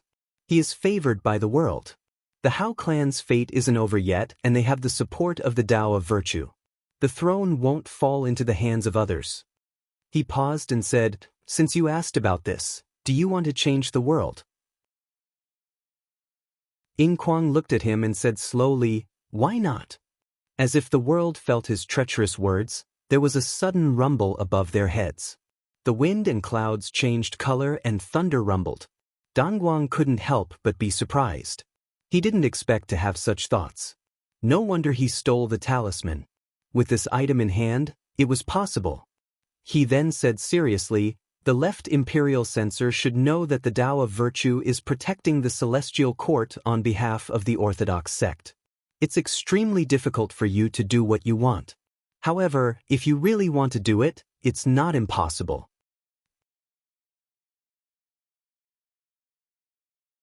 Chapter 1905. Dandy Guang thought that In Kuang's intention to replace the heavenly court wasn't completely delusional. As long as he had the support of a Grand Supreme and was willing to wait for the heavenly secrets to change, there was still a chance of success. In Kuang said solemnly, "I'm not doing this for my own sake. I'm a subject of the heavenly court. If I rebel, I'll be a traitor. My name isn't right and my words won't be justified. I stole the talisman to find a suitable person to entrust this item to." Dandy Guang said non-committally, the heavenly court will not give up on this item. Ying Kuang said sonorously, I'm not afraid no matter how many people from the heavenly court come. Dandy Guang knew that he wasn't bluffing. With the talisman in hand, as long as he was careful, the heavenly court wouldn't be able to do anything to him. However, he didn't understand one thing. Why are you telling me this? Aren't you afraid that it'll be leaked? Ying Kuang said solemnly, I've already committed an unpardonable crime. If the heavenly court learns of this, it'll just add another crime to my list. He looked at Dandy Guang. Moreover, Taoist Grand Supreme doesn't need the talisman. Moreover, Forgotten Parting Mountain isn't a Tao of virtue nor Tao of perfection. I don't have to worry about it. Dandy Guang immediately understood. As Zhang Yan and the two Grand Supreme didn't announce it, outsiders didn't know that Forgotten Parting Mountain had joined the Tao of perfection. Ying Kuang was obviously aware that if he wanted to change the throne, then he needed the support of the Grand Elder. However, no matter if it was the Tao of virtue or the Tao of integrity, these two branches of the Tao lineage had placed their gazes on the princes, and this didn't conform to his wishes. Forgotten Parting Mountain was the only one that hadn't made a clear decision. If someone could support him, then there was only one choice left. He glanced at Ying Kuang. This meant that Ying Kuang had the intention to contact Forgotten Parting Mountain for a long time. At this moment, Ying Kuang continued, Today and the world seem to be peaceful, but in fact, within the universe, demons and devils are rising one after another, and evil and filth are growing everywhere, causing the world to be in chaos and the people to be plunged into misery and suffering. Taoist priest Wang Guang, what do you think is the source of this calamity? Dandy Guang didn't mind. I'll have to ask Zui Yuzhong. I am someone who doesn't care about worldly affairs. Ying Kuang said solemnly, the world isn't clear. In the end, it's because the gods are tyrannical. If we don't get rid of this evil, the world will not be at peace. As soon as he said this, thunder and lightning flashed in the sky. Thunderclaps shook the dragon, and a violent storm suddenly attacked. It was as if the heaven and earth were angry. However, when it reached the top of the house, it was blocked by layers of faint light, unable to enter. Wan Guang said thoughtfully, Gods had existed since the beginning of the world. They were the first living beings at the beginning of the world. The first people of the Taishang sect all came from such living beings. However, most of those ancient gods had already perished, and there weren't many left now. The ones Ying Kuang was referring to were mainly the Celestial Emperor and the Turtle Mother tribe. These people were born with long lifespans, and the rules of the celestial heavens forbade them from cultivating Tao techniques, so they didn't have any divine arts themselves. Instead, they were like mortals, with 7 emotions and 6 desires. Ever since the Hao family became the master of the world, the Hao family and the Turtle Mother tribe grew in numbers. It was obviously impossible for these people to hide in the celestial heavens and follow the rules. Therefore, the usual way was for the celestial heavens to issue an edict and assign them to the lower realm. However, most of them didn't have any abilities, so they only received offerings and didn't have the power to govern. The celestial heavens didn't need food from the mortal world. They only cared about regulating yin and yang, the changes of the 4 seasons, and even the rotation of the sun, moon, and stars. Therefore, almost all the offerings went to these gods. After these people accumulated a large amount of wealth, they didn't just use it for enjoyment, they even used it to raise demons and monsters. They used it to run amok, sometimes invading mortal countries, sometimes breaking the cave abodes of cultivators, making them slaves, and causing chaos in the world. Because he was a member of the Celestial Emperor's Celestial Mother's race, and the people he harmed were mortals and cultivators, unless he really rebelled, everyone would turn a blind eye to him, be it celestial immortals or celestial gods. Most of the chaos in the lower realm was caused by this person. Wan Guang knew that in the beginning, the Celestial Emperor used these people to deal with cultivators who didn't listen to the celestial heavens. They could also use them to continuously deplete the demons and monsters in the world, and they could also keep the Star Lord host in check.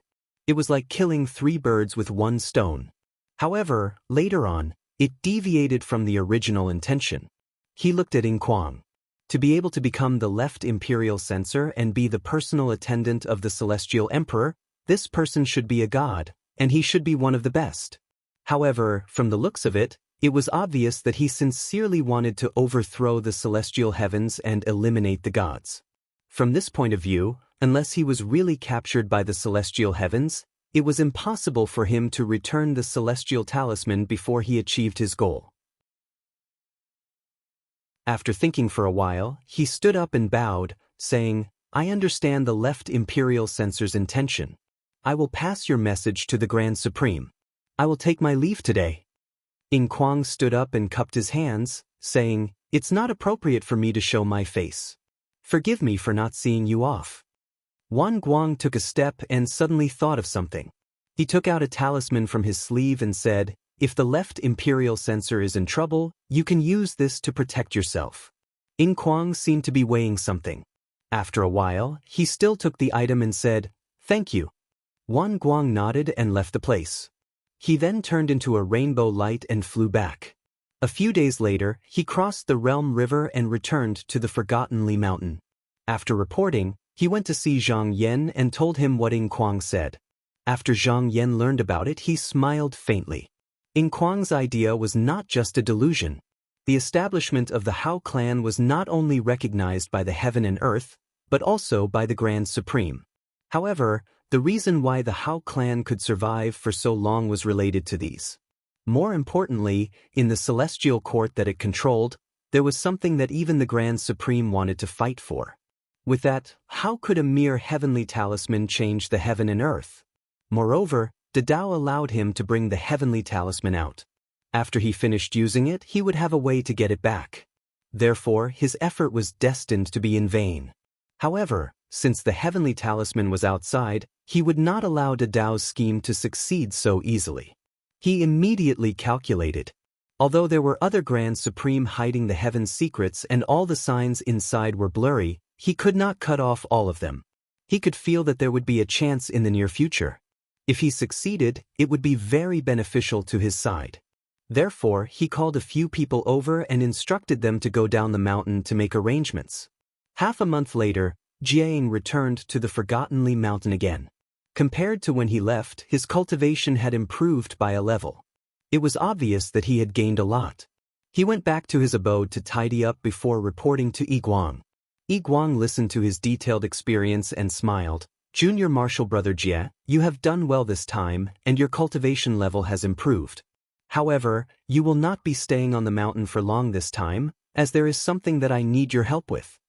Jie Ying said seriously, "Please tell me." Yi Guang said, "I heard that you were the study companion of the 11th prince?" Jie Ying said, "Yes, he and I were studying Tao under Immortal Dusher. However, other than the prince, the celestial officials were not allowed to cultivate Tao. Therefore, in the name of study companion, I was actually helping him handle the miscellaneous affairs in the residence and the correspondence. Sometimes, I even copied some obscure Tao scriptures for him." He asked curiously, "Why did senior apprentice brother ask about this?" Yi Guang said, "Half a year ago, the 11th prince was banished to the lower realm. He was given the title of Duke Mianwu and his fief was in the Zhiyuan continent." Jie Ying was stunned and said, "The 11th prince was banished?" However, when he thought about it again, he felt that it was inevitable. Back then, many celestial officials, including his father, Dragon King Mi Shui, were either detained or banished. It was probably to cut off the 11th prince's wings.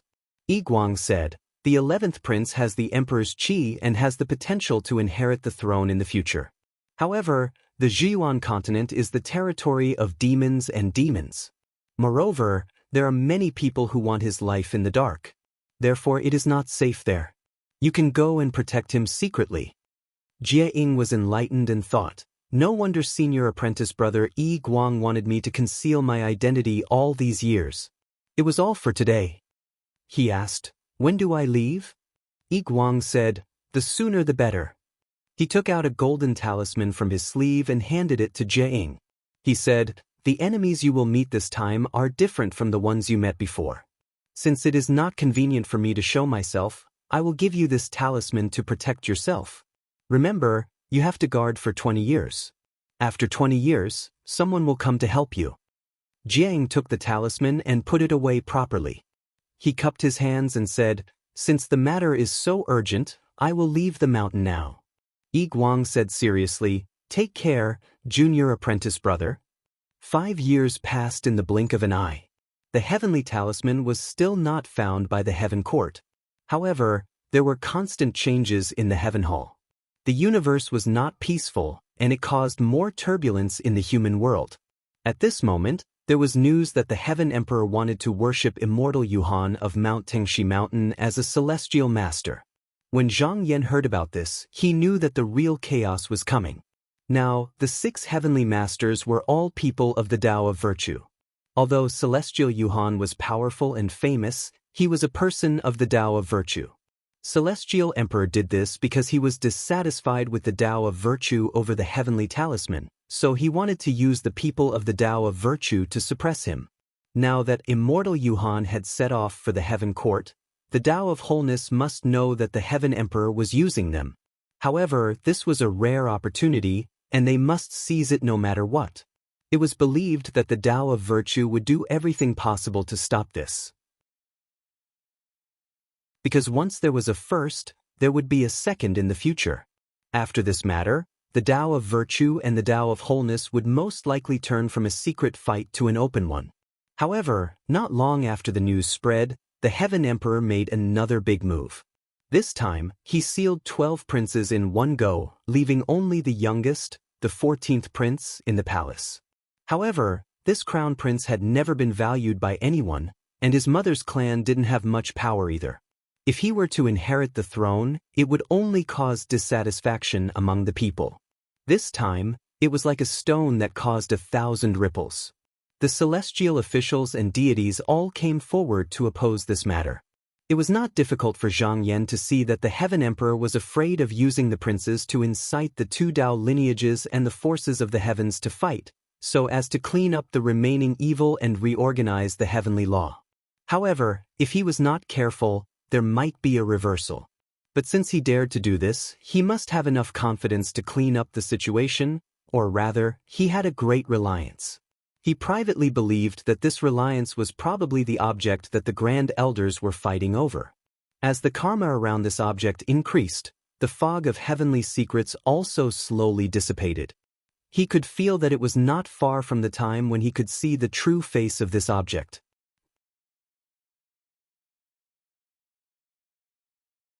Chapter 1906. Under the Hao family's celestial heavens, other than the heavenly cycle universe that was under the rule, there were 3,000 foreign continents and more than 800 countries. The so-called foreign continents and countries were countries where barbarians and demons lived together.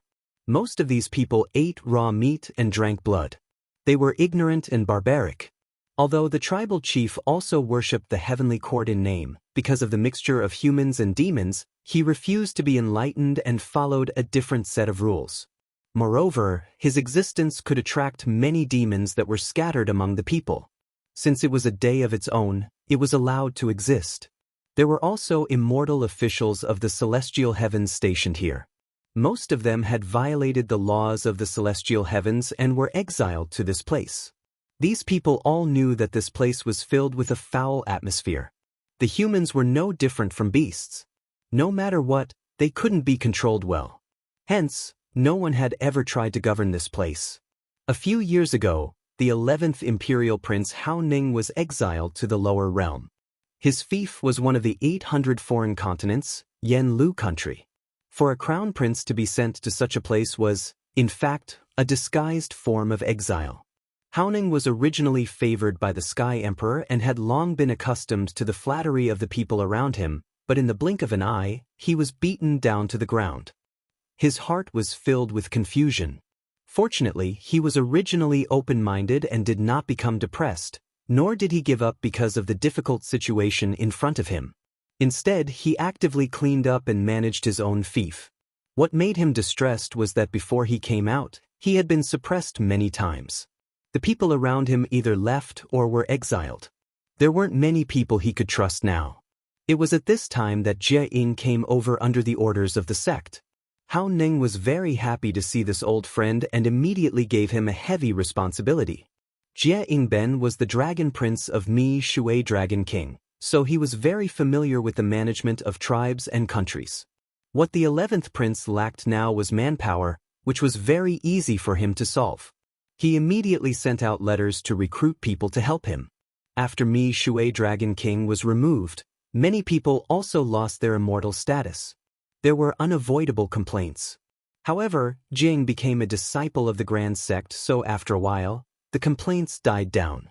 Hearing that the imperial prince was recruiting them, they were all overjoyed and came from all over the small and large heaven domains. On the surface, he could no longer be an immortal official, but in the name of a prince's attendant, no one could say anything about it. Not to mention that these people were all dragon species, they were also the water gods in charge of a region. In the past, the people they most often dealt with were demons and demons. Moreover, each of them had a large number of experienced subordinates under them. They were very good at dealing with these demons and ghosts. After they flooded in just a few months, the power of the country was stabilized. Moreover, it was still orderly. The chaos in the past was no longer seen. Because of this, Hao Ning's spirit was slightly lifted. He felt that even if he couldn't return to the heaven court, he could still achieve something in the lower realm. Not long after, he received a piece of news that he didn't know if he should be happy or worried about. Almost all of the princes had been conferred, and now, they were recruiting gods from all over the place, doing their best to expand their own forces. On the surface, it seemed like the heaven sovereign wanted his princes to compete with each other, and the winner might be the one to succeed the throne. But in this way, he seemed to have a chance. It was just that he couldn't be compared to his brothers, be it in terms of foundation or subordinates. Fortunately, the location of the fief was too far away, so it wouldn't attract too much attention. He still had enough time to prepare. Moreover, he also knew that Jie Ying had joined the Forgotten Li Mountain. Although he didn't say it explicitly, it was enough to say that he might be assisting him. And with the support of a grand elder behind him, he was full of confidence. At the foot of Mt Mi-bo in the Apricot continent, flags swayed in the clouds, and drums were beating. On the ground, countless demon soldiers were besieging a mountain gate of Qi practitioners. On a jade platform not far away, a handsome young man dressed in luxurious clothes with a jade belt around his waist was surrounded like a moon surrounded by stars. Beside him were immortal officials of the heaven court and gods of the continent. This was the second prince, Hao Ji, the son of the heaven sovereign and mother Liao. He was also the most favored person of the Tao of Virtue. At this moment, he looked at the Qi practitioners who were forced to not dare to show themselves under the countless monster arrows. He couldn't help but twitch his mouth and sneered. It said that Qi practitioners are powerful and can compete with the heaven court's generals. But now, it seems that they are just SOSO. One of the people beside him looked at the Conquest Square seal floating in the clouds and hesitated for a moment. In the end, he didn't say anything. The rest of the people also remained silent. None of them had any intention of standing up to correct him. Although Hao Ji's behavior was frivolous now, he wasn't like this when he was in the heaven court. Instead, he was generous and humble. In fact, this was his true nature. When he was in the heaven court, because he was close to the heaven sovereign, he was always cautious and didn't dare to go against the rules. But when he was outside, he felt that no one was controlling him, so his behavior became arrogant.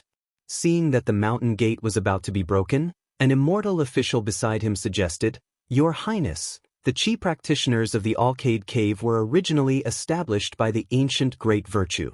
They have always been respectful to the heaven court. It's just that they were bewitched by some scoundrels a few days ago. I hope that the prince can give them another chance." Hao Ji snorted and said, "I never have the patience to say it twice. Since they rejected me when I tried to recruit them last time, how can I not grant them their wish?" He said to the people around him, "Break the mountain gate slightly and send all the disciples to the netherworld. None of them are allowed to stay in the world." The people around him responded loudly. The immortal official sighed. He knew that he would anger this person if he continued to persuade him. So, he shook his head and left. At this moment, Hao Ji suddenly thought of something and asked, "Speaking of which, how is my brother now?" The person he was talking about was the eldest son of the Heaven Sovereign. Just like him, he was also born from the fetal blood of the Heaven Sovereign Mother. It was just that he was slow and honest, so he wasn't favored by the Heaven Sovereign Mother. But now that he was in the lower realm, he realized that what he saw in the past might not be the truth.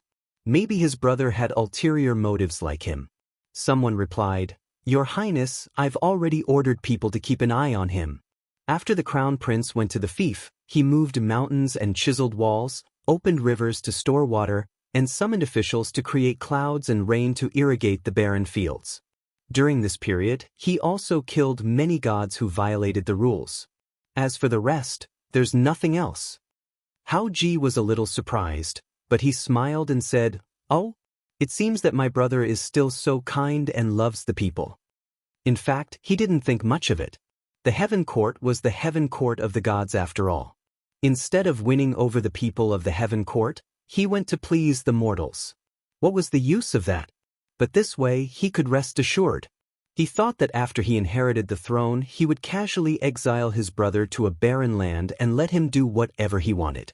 Apart from him and his brother, the other crown princes were all born from the heavenly concubines.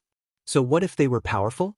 When the time came, all he needed was an edict from his mother to strip them of their power.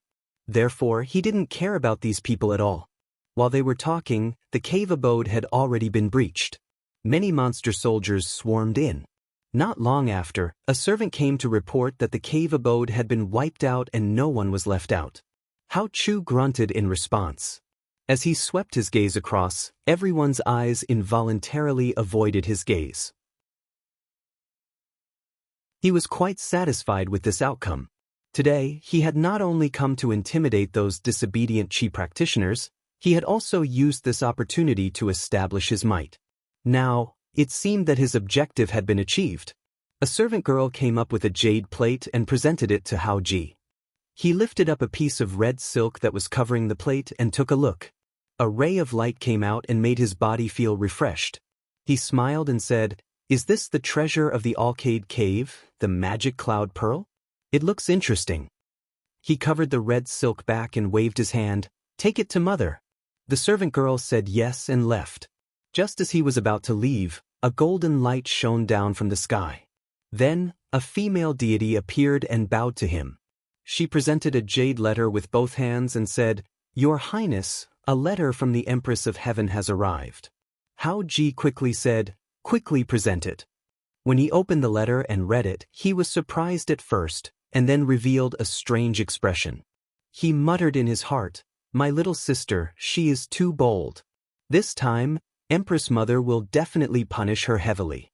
What was written on the letter was that Heavenly Mother's favorite daughter, by Qi Fairy, who was also his sister, had secretly married a mortal in the mortal world. This matter had actually happened a long time ago, but no one had leaked it. Now, this fairy had already given birth to a pair of children for that mortal. Such a scandal had actually spread about Celestial Emperor's daughter. If it was spread out, would the Tian family still have any face left? Therefore, Heavenly Mother sent a letter and asked him to find a way to capture her daughter and secretly send her to Yuan Tian Palace. He didn't dare to hesitate. He sent 2 of his trusted subordinates over and gave them a few strict instructions. Then he left the matter to them. At this moment, within a certain part of the Star Department, a flower boat was moving amidst the clouds, and a man and a woman were standing on it. The man was 9 feet tall and had a dignified appearance. The woman wore a set of palace clothes and had a peerlessly beautiful appearance. She held 2 children in her arms, and even though she was riding on the wind and the clouds, her face was filled with worry. At this moment, 2 Taoists suddenly appeared in the sky. One of them rushed forward and bowed, saying, "Are you by Qi Fairy?" The woman immediately revealed a vigilant expression and said, "Who are you?" The Taoist said, "Fairy, don't ask who I am. I have no ill intentions. It's just that Empress Heaven has already sent a letter to the second prince. The people who are here to capture you are already on their way." The woman's expression didn't change, but there was an additional trace of worry in the depths of her eyes. She bowed and said, "Thank you, Taoist, for telling me." The Taoist said, "Forgive me for being blunt, But if you continue like this, you won't be able to escape. The woman looked at the Taoist and said, Taoist, do you have a good plan? The Taoist said, if you have nowhere to go, you might as well go to Mount Li Wang. Perhaps you will be able to solve your problem. As he said this, he bowed and disappeared with the other Taoist. Seeing the two of them disappear, the woman bit her lips and thought for a while. Finally, she seemed to have made a decision. She turned the flower boat around and changed its direction, escaping in the direction of another border river. At this moment, in the clouds, the Taoist looked at the flower boat in the distance and smiled. It's done. The other person seemed to be a little nervous and said, Senior brother, is it really appropriate to do this? After all, this matter involves the Grand Elder of Mount Li Wang. If he blames, the Taoist glanced at him and said mockingly, Junior brother, what are you afraid of? Since Master has instructed this, it must have been instructed by the Patriarch. Everything will be taken care of by the Patriarch. Why do you need to worry about this? This time is considered successful. You and I should quickly go back and report.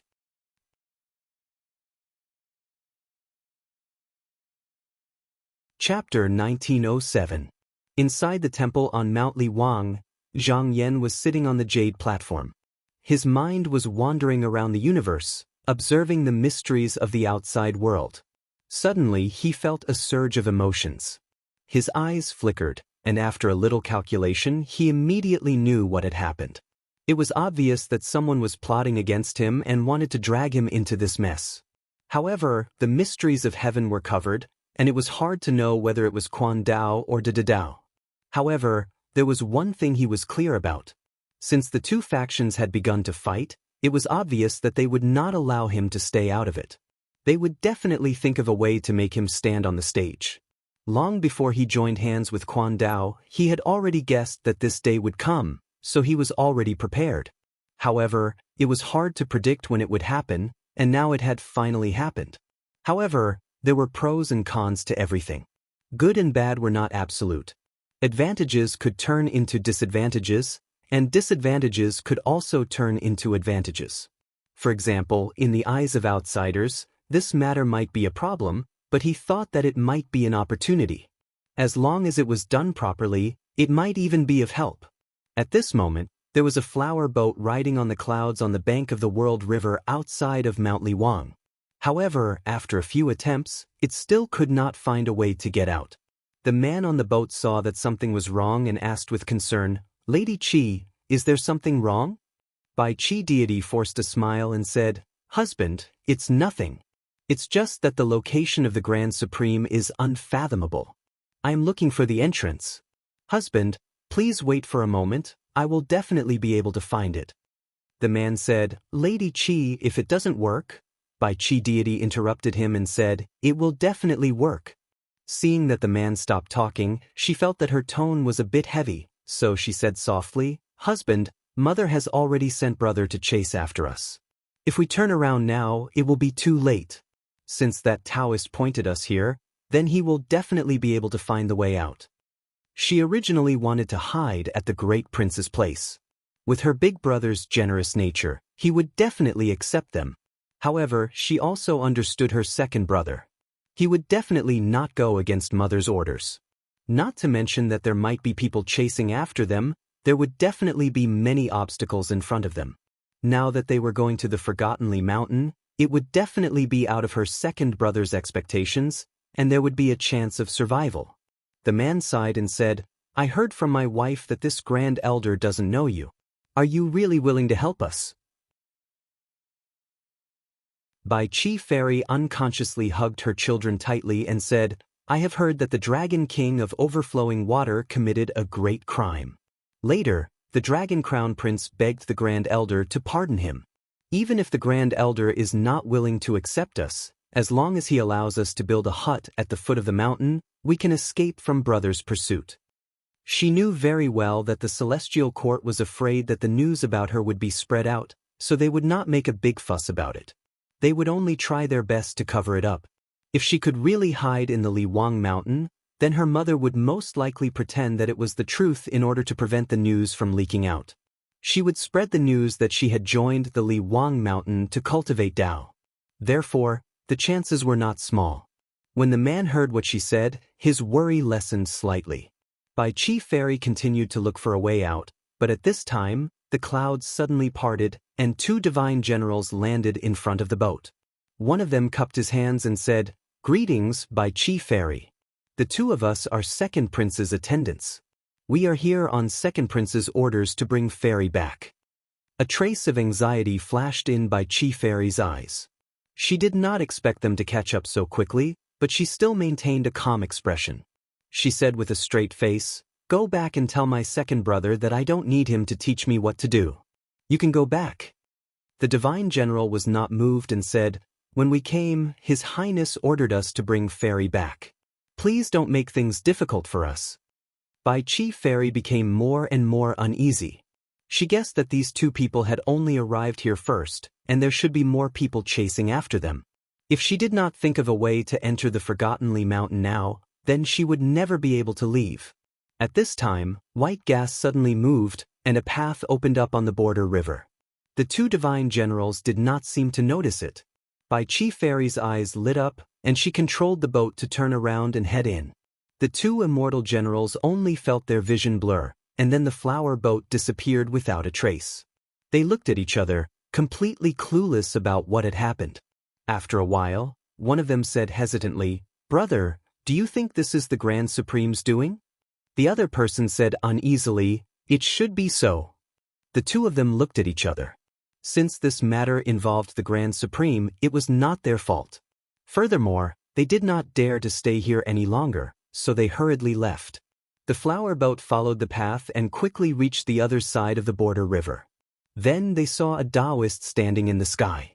Bai Chi Fairy bowed and said, "Just now, is it Taoist Zhang who is helping us? Bai Chi thanks you here." Dongguang returned the bow and said, "The two of you, the Grand Supreme already knows of your arrival and is waiting in the palace. Please follow me." Bai Chi Fairy and her husband followed him up the mountain, and they quickly arrived at the palace at the peak of the mountain.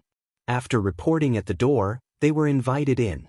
Inside, they saw a young Taoist in a black robe sitting on a jade platform. Bai Chi Fairy had also followed Yun Tianmu to see the three Grand Supreme of Virtue, Tao, and Tao. This person was very similar to them in terms of ethereal and unfathomable. She immediately went forward and bowed, saying gratefully, "Bai Chi greets the Grand Supreme. Thank you for saving us." The man beside her put down the pair of children he was carrying and also bowed. Zhang Yan said indifferently, "Although I let the two of you enter the mountain this time, it was not to save the two of you." Bai Chi Fairy was a little confused and said, "Then why did the Grand Supreme?" Zhang Yan didn't say anything. Dandy Guang stood up and said, "The Patriarch said that the two of you have a tribulation ahead of you and that there is no benefit in staying here. However, your children are fated with Li Wang." Bai Chi Fairy immediately lowered her head and did not say anything. Even though she knew that this was an excellent choice, how could she bear to abandon the two children? The man struggled for a moment, but he closed his eyes and kowtowed heavily. He said, "Then I'll leave my children in the hands of the Grand Supreme." Bai Chi Fairy's expression changed slightly, and she said, "Husband Thu?" The man said solemnly, Qin your husband is incompetent. I caused the three of you to wander around with me. However, we are not fated to stay here. As a father, how can I bear to see my children suffer? Now that we can worship the Grand Supreme Tao Ancestor, even if we are separated from our flesh and blood, we can still look forward to the immortal path in the future. What is there to worry about?" Dongguang said, "The two of you, this is not a separation of life and death. If you escape the tribulation in the future, you can still see each other." When Bai Chi Fairy heard this, her heart moved. It seemed that the Grand Supreme was using these words to tell her that after the tribulation in the future, they would be reunited one day. After thinking for a moment, she did not insist and said, "Then let's do as you say." After the two of them settled, they kowtowed heavily. After getting up, Bai Chi Fairy put down her children with tears in her eyes and left with the man. Zhang Yan looked at the two children. After all, half of them had the blood of the immortal clan. They were born different. If they cultivated the Tao, they would far surpass mortals. The two of them could not be compared at all. He instructed, "Dan Guang, you will teach these two children the Tao." Dan Guang immediately followed the order. At this moment, Zhang Yan calculated again. Because Bai Qi Fairy and her husband had just now entered Forgottenly Mountain, there was a gap in the heaven's secrets. He immediately identified that the person who dragged him into this situation was from the line of Tao of Virtue. Although he had already entered the complete Tao and was considered an enemy, Tao of Virtue did not know about this. Now that he was provoked, he should respond. He said, "Where is Qingguang?" There was a flash of light in the hall, and a tall and skinny Taoist appeared. He carried two swords on his back and had a sharp gaze. He bowed and said, "Patriarch, disciple is here." Zhang Yan said indifferently, "The evil and filthy qi in the apricot continent is getting thicker. Go and kill all the demons and devils here." Qingguang replied solemnly, "Disciple obeys." After saying this, he turned into a beam of light and broke through heaven and earth. A few days later, there was thunder and lightning in the apricot continent like swords. It swept through heaven and earth like a flood plowing the ground. In just one night, all the demons and devils in the continent were killed, but the mortals and many living beings were unharmed. When the second prince, Hao Chu, heard about this, he was furious. Although he had been given a title, he could not command the celestial generals and celestial soldiers. If he wanted to expand his power, he could only recruit demon soldiers. Now that everyone in his generation had been killed, how could he compete with the other princes? The key was that he did not know what the problem was. He took out a golden seal with a cold face. With a gentle shake, a golden armored deity appeared in front of him. He cupped his hands and said, "Your Highness, what orders do you have?" Hao Chu said, "Last night, an enemy attacked my family. I order you to quickly capture them." The deity said expressionlessly, "Your Highness, without the Heaven Court's order, I cannot capture them." Hao Chu was displeased and said angrily, "I am the son of the celestial monarch. Are you going to turn a blind eye when someone attacked me?"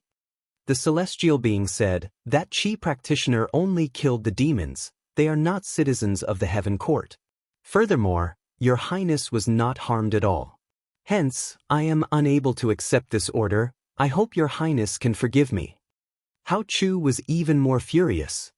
He pointed at the deity and said, "A mere cultivator dares to do as he pleases in my territory. Yet you are afraid of him. Where is the dignity of the Heaven Court? I will report you to my father." The deity said, "Your Highness, the attacker is from the Taishang sect. He is not someone I can control." The Taishang sect? Hao Chu's expression turned ugly. Why the Taishang sect? He knew that although the Heaven Court only worshipped the Tao of Virtue, it did not mean that they could ignore the other Taishang sects and worship them in the side palace. Even the celestial monarch did not want to interfere in matters involving the Taishang sect. He could only pressure them through the Tao of Virtue and the other Taishang sects. Hao Chu was just a prince, so he could not do anything about it. Seeing that he did not speak anymore, the deity cupped his hands and left in a golden light. Hao Chu's expression was ferocious. He kicked the table in front of him and said angrily, "Why is the Taishang sect making things difficult for me?" The servant beside him said carefully, "Your Highness, I heard that the two servants chased Bai Qi Fairy all the way to the foot of Mount Li Wang. Could it be?" Hao Chu's expression turned gloomy. He cursed, "Those two idiots." However, after cursing, he felt more uneasy. It would not be a good thing if he was targeted by a Taishang. He had to think of a countermeasure. Thus, he ordered the servant, "Prepare a generous gift for me. I want to go to Mount Zeek personally to worship the three Tao ancestors."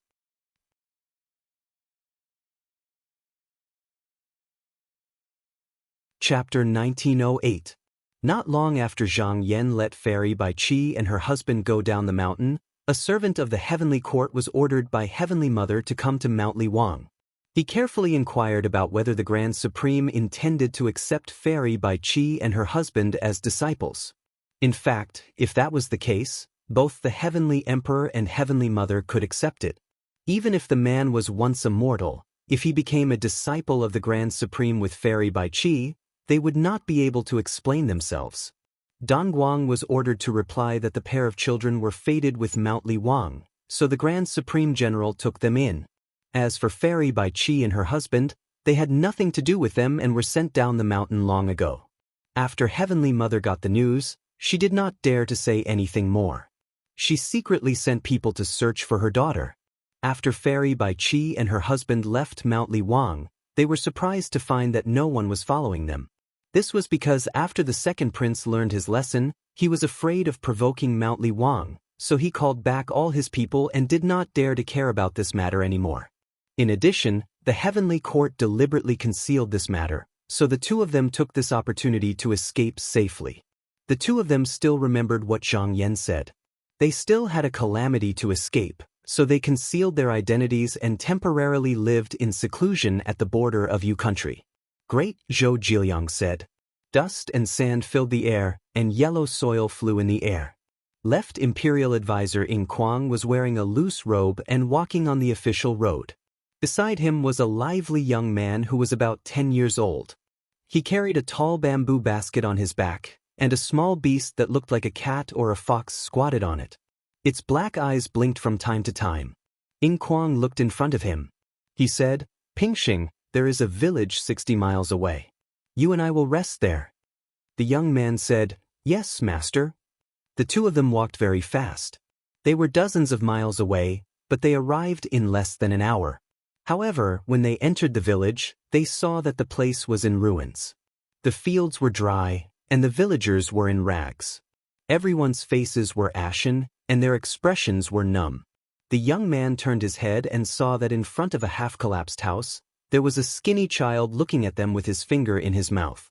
Although he had followed his master all the way, he had seen such scenes everywhere he went. However, he still couldn't help but reveal a pained expression. In Kuang said in a deep voice, "In this lifetime, the root of all the evil in the world today is the celestial beings. You must remember, in the future, when you have achieved success in your cultivation, you must kill all the celestial beings and cleanse the world." If what he said before was a bit extreme, then he wasn't wrong in the slightest. There were many princes who had been conferred titles. In order to maintain the demon soldiers, he had to reach out to the celestial beings. This was because the celestial court did not only include the fiefdom under their rule, but also the people in the fiefdom. Therefore, from a legal point of view, all the celestial beings in the fiefdom were the people of the celestial court and had to offer sufficient offerings to the celestial court. On the other hand, the accumulation of deities came from the kingdoms in the mortal world, and the wealth of the kingdoms came from the commoners. The burden was passed down layer by layer, and in the end, it was still the people at the bottom who suffered. Especially in the Great Zhou dynasty, there were no states or prefectures that were still peaceful. Instead, there were more and more demons, and the people were destitute and homeless. The rich families formed camps to fight against the government, which led to a sharp decrease in taxes. The imperial court was pressured by the gods and had no choice but to step up their exploitation. Now, the country was in a state of decline. Ping Xing nodded his head seriously and said, "Master, I will remember." After thinking for a while, he asked, "Master, when can I kill the celestial beings?" In Kuang looked in a direction, and after a while he said in a deep voice, "The time is not right, let's wait a little longer." ZK Mountain, where the ancestral court of the Path of Virtue was located. The three Taishang transcended the world and were not involved in the mortal world. Therefore, they usually did not care about the affairs of the world, and all the affairs were handled by the disciples. Among the disciples, the three perfected immortals, Jilu, Jichang, and Jixing, were the leaders. Today, it was Taoist Ji Li's turn to preach. In the middle of the courtyard, it was filled with the disciples and cultivators of the sect. Among them, there were also some rogue immortals who were attached to the Path of Virtue. These people all came from the heavens continent to listen to the preaching. Once the time was up, Taoist Ji Li went up on stage to preach. The preaching went on for a few days, and as the people listened to him, they gradually became engrossed in the preaching. Not long after, they felt like they had forgotten about everything, as if they had become one with the heavens. Then, a chime was heard, and they woke up just now, they heard the child saying, "Today's preaching ends, please leave." The people stood up, bowed to the stage, and then left. However, some people who came from afar stayed on the mountain, preparing to listen to the preaching next time. After Taoist Ji Lu returned to his abode, a child standing in front of the courtyard said with a clear voice, "Grandmaster, the Celestial Court's second prince is here." Taoist Ji Lu stroked his beard and said, "How long has he been here?" The child said, 3 days, he has been waiting at the foot of the mountain. Taoist Ji Lu waved his horsetail whisk and said, "Call him up for a chat." The child obeyed and left. When Hao Qiu arrived at the hall, he saw Taoist Ji Lu, Taoist Ji Chang, and Taoist Ji Sheng sitting on cattail hassocks, high up on the jade platform, and on both sides stood hundreds of Taoists. Since he came here, he didn't dare to put on any airs as a celestial court's prince, so he put away his arrogance and went forward, cupping his hands, and said, "Celestial Court's Prince Hao Qiu greets the 3 celestial masters." Taoist Ji Lu said in a warm tone, "Why did the Celestial Court's prince come here?" Hao Qiu took a deep breath and showed an expression of righteous indignation. He said, "Reporting to the 3 celestial masters, ever since I was given the title by my father, everything was going smoothly for me to manage my fief and to recruit people, but not long ago, the supreme sect of Forgottenly Mountain suddenly came to my fief and slaughtered my servants, causing my house to be empty, so I came to seek justice from the celestial masters." The more he spoke, the angrier he got, and towards the end, his tone also involuntarily became higher. Taoist Ji Sheng, who was sitting on the left, said lightly, "What kind of justice do you want?" Hao Qiu's heart skipped a beat, but he didn't dare to say the words that he had prepared to say. His eyes darted around for a moment, then he said carefully, "I don't want anything else, but if the Forgottenly Mountain continues to make things difficult for my family, I'm afraid it will be difficult for me to ascend to the throne in the future." He paused, then slowly raised his head. "I'm afraid that the celestial masters wouldn't want to see that happen, right?" Taoist Ji Lu chuckled. Hao Qiu, on the other hand, felt a little guilty for no reason. Taoist Ji Lu smiled and said, "Your Highness, you don't have to worry about this. What kind of person is the Supreme Sect? Why would he make things difficult for you?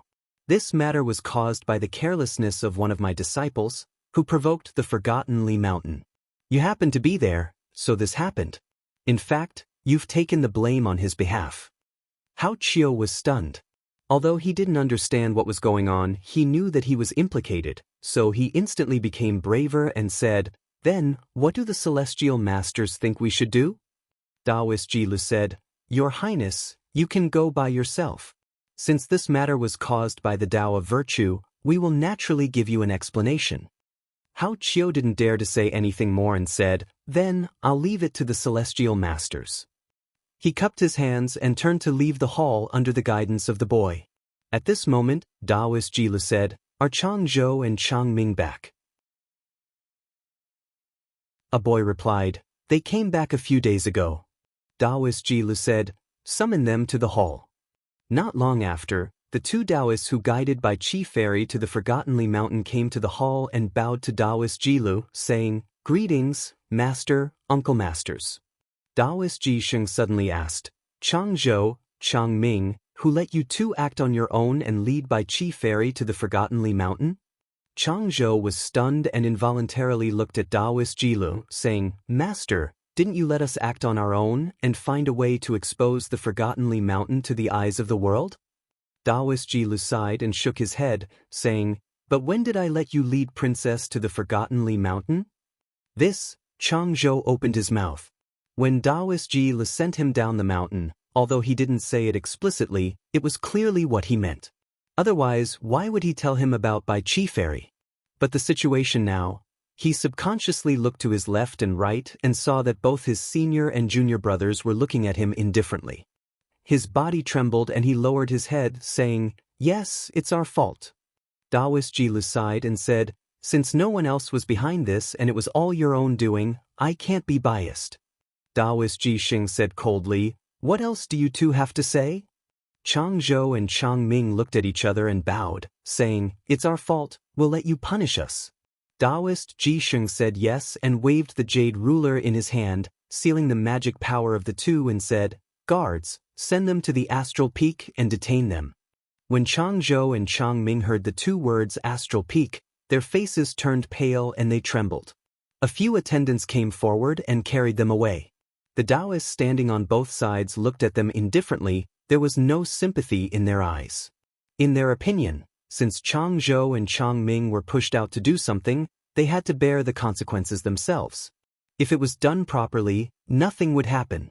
But now that there was a problem, the sect had to take care of it for you. How could there be such a good thing in the world? Of course, we'll punish you. Taoist Ji Lu waved his horsetail whisk and said, "All of you can leave." The disciples bowed and left the hall along the two sides. After everyone left, Taoist Ji Lu turned his head to the right and said, "Patriarch has already decided on the matter of the Forgotten Li Mountain and wrote a letter here. Junior brother Ji Chang, to show his sincerity, send it to the Grand Elder of the Forgotten Li Mountain." Taoist Ji Chang stood up and bowed. "Yes, Dharma decree." He bade farewell to the two and left the Purple Arc Mountain. With a change of his chi, he arrived in front of the border river after a few teleportations. After that, he didn't move forward anymore. Instead, he bowed and took out the letter. He said loudly, "Virtuous Dao Jichang greets the Grand Elder. I'm here on the orders of my sect's patriarch to deliver a letter." As soon as he finished speaking, a young Taoist came out and bowed to him. "I'm Dongguang, fellow Taoist. Please take a seat on the mountain." Taoist Ji Chang returned the greeting and politely declined. "No, I still have important matters to attend to and can't stay any longer. Here's the letter, please pass it to your sect's patriarch." He bowed again and left without asking for the result. Dongguang took a look at the letter and saw the dazzling light above it, causing his soul to shake. He couldn't help but frown, feeling that the other party didn't come with good intentions. He turned around and returned to the main hall on the mountain peak. He raised his hands and presented it. "Here's the letter, please read it, Patriarch."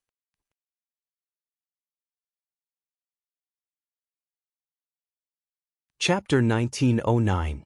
Zhang Yan focused his gaze, and the letter flew out of Dandylight's hand and landed in front of him. With a flash of golden light, the letter opened in front of him. This letter was written by a supreme elder of the Tao of Virtue. At the beginning, it was a greeting. Then, it mentioned that the disciples who had caused trouble for the Forgotten Mountain had been punished. Then, it changed the topic and hoped that he could rein in his disciples and not make things difficult for the second prince. After that, they would invite him to come out of the mountain, and together with the Tao of Virtue, they would expel the entire Tao. When the new monarch succeeded the throne, they could order the celestial court to build another hall outside of the main hall to worship him. If he wasn't willing to do so, then it would be best for him to say that he wouldn't help either side and seal the mountain. That way, the Tao wouldn't come looking for trouble with him. Even though the tone of the letter was calm, it was clearly condescending and didn't allow for refusal. Moreover, it carried a faint trace of threat. Furthermore, from his attitude of not wanting to reply to the letter, it seemed that he wasn't afraid that he wouldn't give in. Zhang Yan smiled faintly. The letter suddenly turned into specks of golden light and dissipated in the hall. Even if it wasn't for the fact that the Tao's conditions were akin to charity, he would never agree to them. Because the Tao was the one benefiting from the order of the world, he did not wish to see any changes in the universe the most. If he wanted to invade the universe, the Tao was the first obstacle that he had to overcome. He and the Tao were natural enemies. After he dismissed Wang Guang, he began to ponder. Celestial the Arch and Heavenly Mother Turtle only had two sons, the eldest son of Celestial the Arch, Hao Zheng, and the second disciple, Hao Kuei. From the perspective of inheriting the throne, Hao Zheng, the eldest son of the first wife, was the best choice. Moreover, he was generous and honest. No matter who he treated, he was always gentle and modest. He truly had a human heart. The celestial officials had always praised him for this. However, this person was stubborn and loved the people more than he loved himself. He had said many times that once he ascended to the throne, he would remove the authority of the deities. This was something that the Sky King did not like. Not only that, he was very dissatisfied with the disciples of the Tao of Virtue taking offerings from the celestial heavens for no reason. He even said in front of others that he would find a way to remove these offerings one day. Such words and actions caused the Tao of Virtue to think that he was not a suitable candidate to be the next emperor. Since there was no better choice, both parties turned their attention to the second prince, Hao Ji. Zhang Yan knew that this was only what it looked like on the surface. The Tao only needed the successor to the throne to continue worshipping them. As long as it was a descendant of the Hao family, it was fine. He didn't need to care about who it was. Just like Hao Quandao could choose the third prince and the 11th prince, the Tao had other choices besides the second prince in order to be safe. This time, he had ordered Qingguang to attack, but he had found out that the second prince was much more important to Zeke Mountain than he had expected. Or rather, the other chess piece had not matured yet, and the second prince was still needed to stand in front. If he could find it, he would be able to destroy the Tao of Virtue's arrangements. He believed that Quan Dao was also looking for this person, or perhaps he had already confirmed it. However, since Quan Dao and the others did not discuss this matter with him, it seemed that they did not intend to take the initiative to tell him. Actually, he didn't have a good impression of Quan Dao either. It was just that before De Dao was expelled, he had no choice but to borrow his strength. In the past, the complete path rarely suppressed the virtuous path. Therefore, he similarly needed his support now. Therefore, before the two sides overturned the virtuous path, their basic interests were the same. However, some small conflicts were also unavoidable. He thought that if he went to report, De Dao would definitely reveal it, but there was also a possibility that De Dao would say that he didn't know. Since that was the case, he might as well ignore them and do things according to his own way. After thinking about it, he summoned Qingguang, gave him some instructions, and ordered him to go down the mountain again. Then, he meditated and waited for the situation to change. In a flash, 2 years had passed. Ever since the Bai Qi couple had settled at the border of the Soaring Dragon country, they had lived in peace for almost 3 years. During this time, they had given birth to a son. Because no one had come to find them, the two of them had thought of bringing back a pair of children. However, some tribulations could not be avoided. For the sake of the battle for the throne, the princes of the lower realms could not help but attack each other. Most of the demons and ghosts under their command were recruited from the other countries of the continent. This also caused the demons in the country to all go to serve them when they heard about it. One day, a group of demon soldiers broke into the village where the two of them were staying. Not only did they burn, kill, and loot, they also ate the flesh and blood of the villagers. The Bai Qi fairy couldn't bear it and killed the group of demon soldiers. This scene happened to be seen by an immortal official who went to recruit demon soldiers.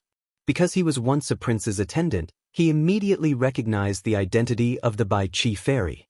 After seeing that she was married to a mortal man, he was extremely shocked. However, he also knew that this matter involved too much, and it wasn't something a small immortal official like him could get involved in. Thus, not only did he not dare to make it public at first, but he also covered up the matter. Until half a year later, because he accidentally knocked over the golden cup that the celestial emperor had bestowed upon him during a banquet, the prince he served was punished and arrested. The prince said that he would be executed and then sent to the underworld. Because of this, he was resentful and revealed the matter. This matter could no longer be covered up. Soon, the whole world knew about it. The Heavenly Mother was furious and sent people to capture them again. This time, the Bai Qi fairy and her husband didn't escape. The Bai Qi fairy was punished to be imprisoned under the Heaven Root altar and was guarded by the Red Dragon.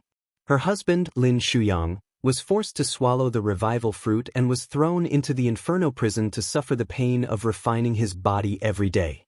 However, for some reason, the Heavenly Mother didn't make things difficult for the children they gave birth to. Instead, she took them with her and raised them herself. Although Zhang Yan was at the Forgotten Li Mountain, nothing in the world could be hidden from him. He saw everything that happened here. He immediately called for Dongguang and asked, "How is the progress of the two children?" Dongguang replied, "Ancestral Master, Lin Huaizhan and Lin Er's progress is very fast. Although they have only cultivated for a few years, it is equivalent to 100 years for a normal person." He put his hands together and a light screen appeared in his palms. A young man and woman around the age of 15 or 16 were cultivating there. Zhang Yan nodded slightly. They were worthy of being the disciples of the gods. When they came up the mountain, they still looked like children.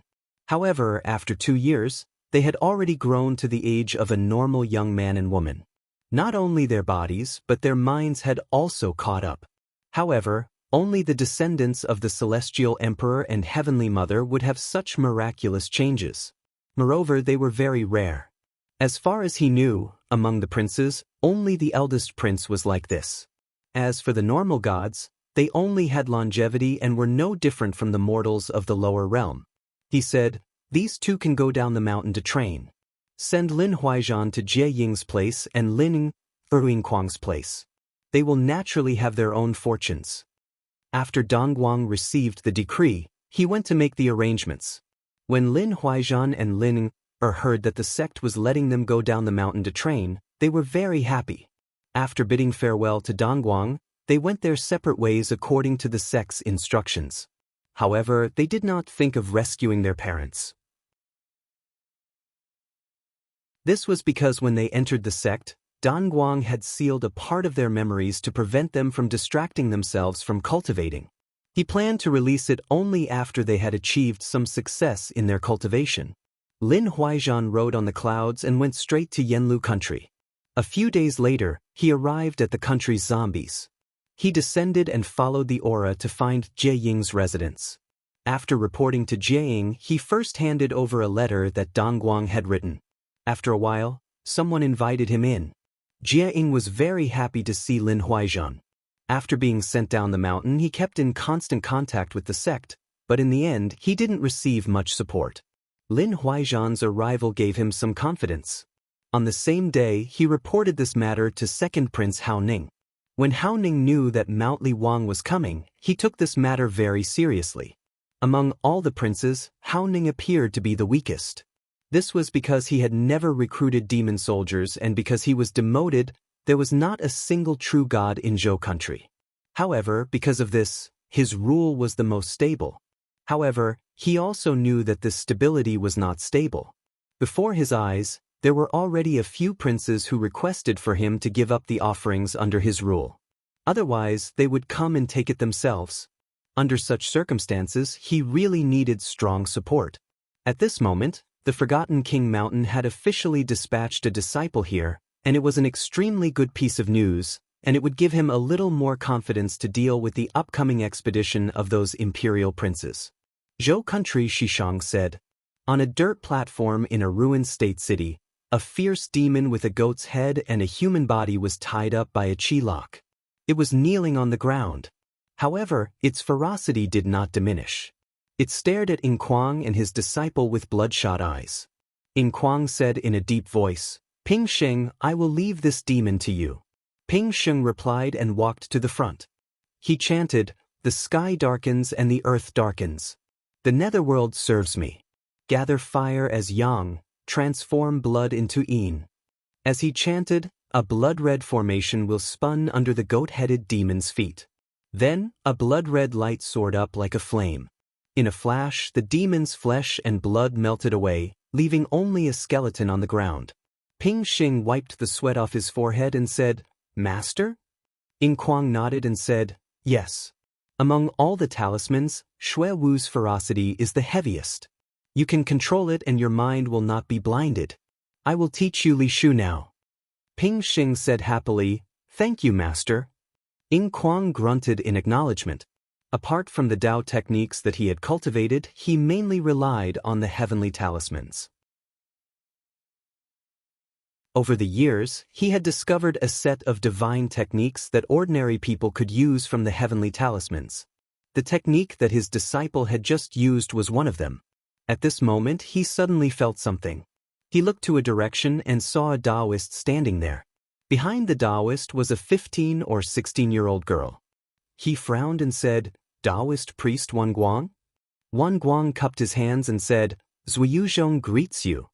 Yingquang returned the greeting and said in a deep voice, "Taoist priest, have you thought about my last suggestion?" All these years, he didn't do anything because he was waiting for Forgotten Li Mountain's reply. Now that Wan Guang had arrived, he thought that Forgotten Li Mountain had made a decision. Wan Guang smiled and didn't answer. He called Lin Ying'er forward and said, "My disciple is going to leave the mountain to train. Please take care of her, Suizhong." Ying Kuang couldn't help but frown when he didn't obtain the answer he wanted.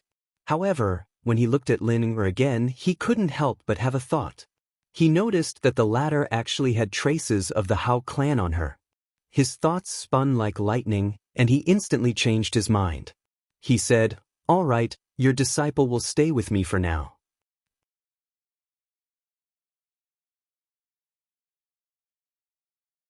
Chapter 1910. Although the Yanlu kingdom ruled by the 11th prince was a kingdom, it was actually a world of its own. However, since it was under the rule of the heavenly court, it was connected to the universe, and the closest one to it was Shen Sunzhou. A few days ago, 7th Prince Haoqing's trusted aide, Meng Gao. He came here personally. Previously, someone secretly revealed that although the 11th prince did not have any deities under his command, the entire Yanlu kingdom was under his complete control and his gains were not any less than theirs.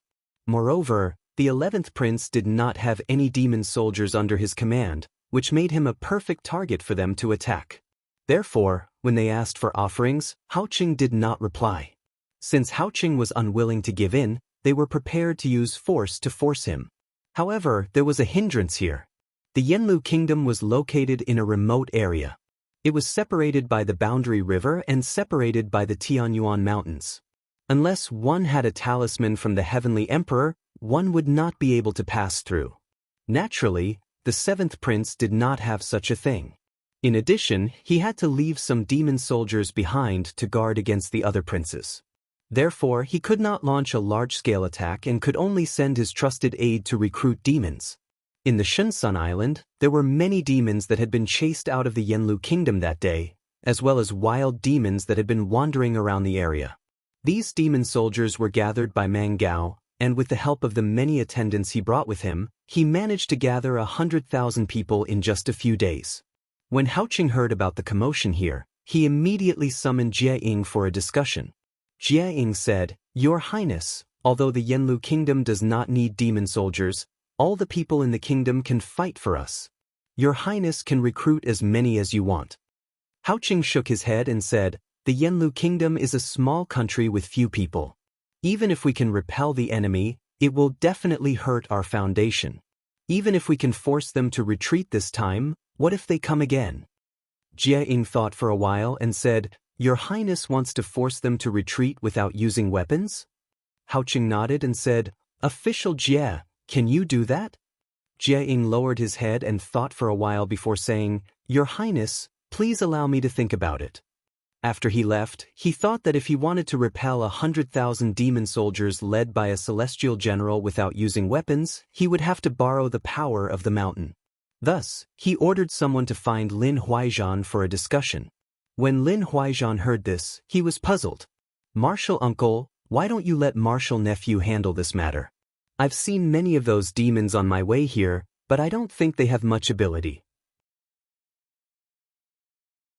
We can kill them outside the border river."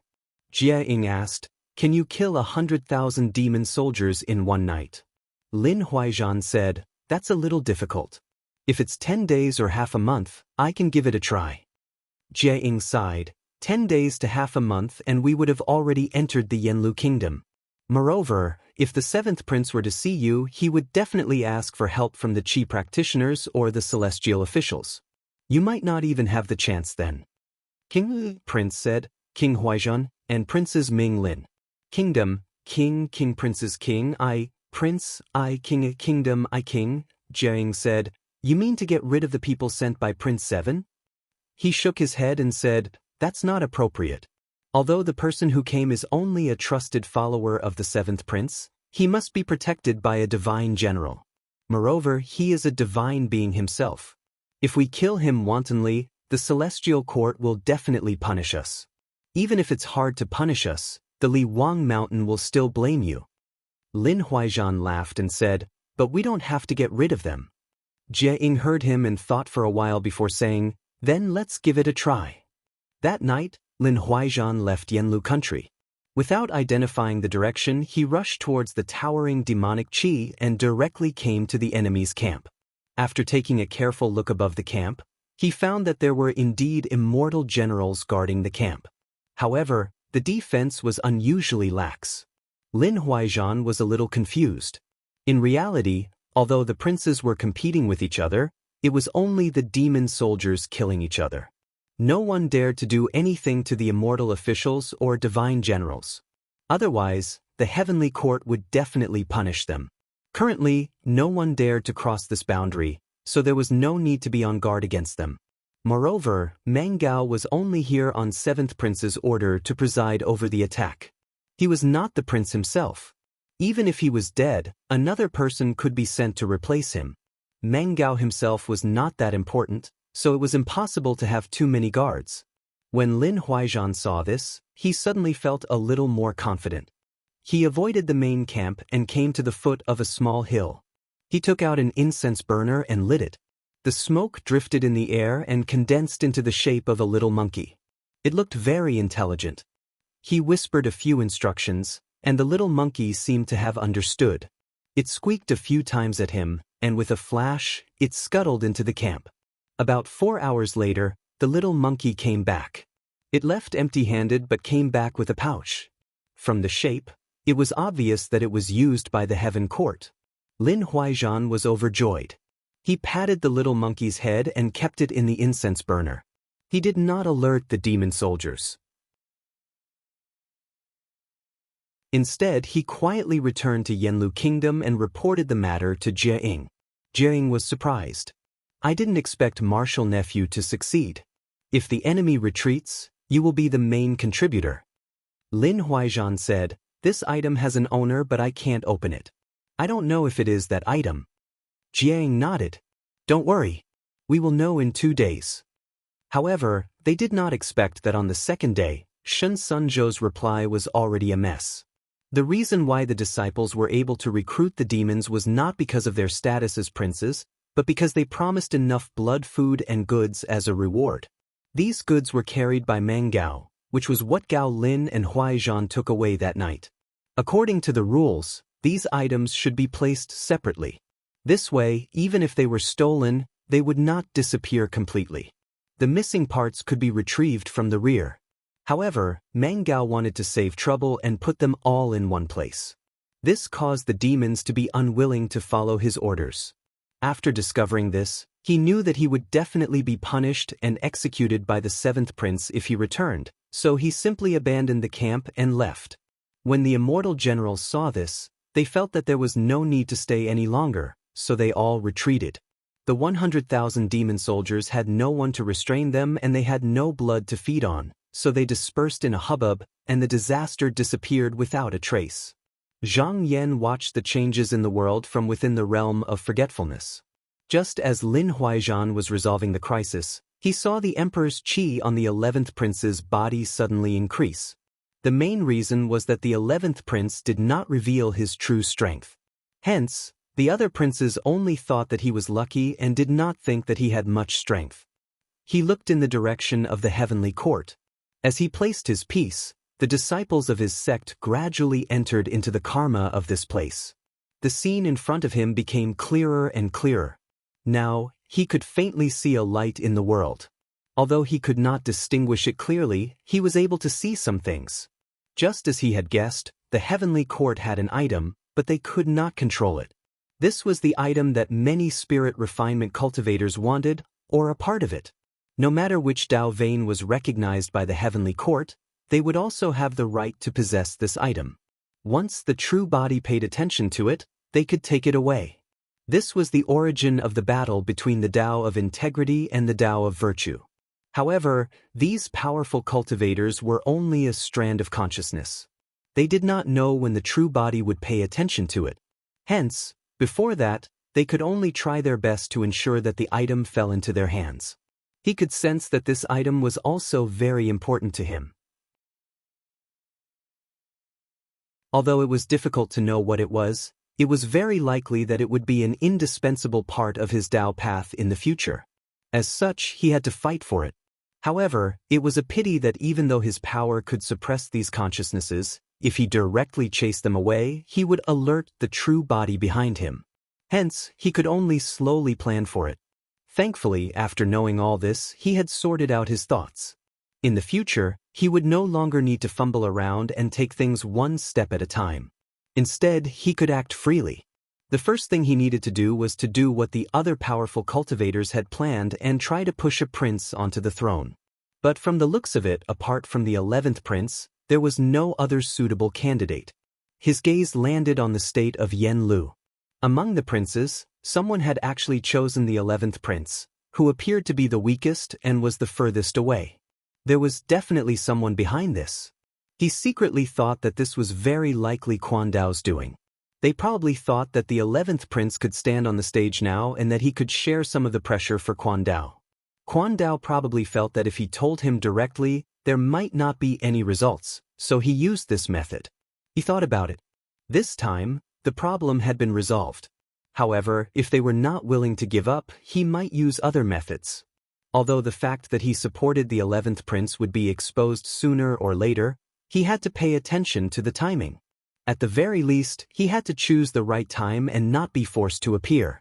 Hence, he had to find some trouble for this person and let him know that he had his own way of doing things and that he did not need anyone to interfere. In the Apricot continent, the second prince, Hao Ji, had previously offended the Forgottenly Mountain and lost all his demon soldiers. Moreover, he had occupied the best piece of land among the many fiefs. Hence, the other princes naturally would not miss this opportunity. While he was weak, they continuously sent demon soldiers to attack him. Among them was the third prince, whom Quan Dao thought highly of. In order to deal with the invasion of the princes, Hao Ji also had to attend to one thing and lose sight of another. Fortunately, he had the help of a perfected immortal sent by Dao. Not long after, they set up a barrier of the heavenly river at the border, which resolved the crisis.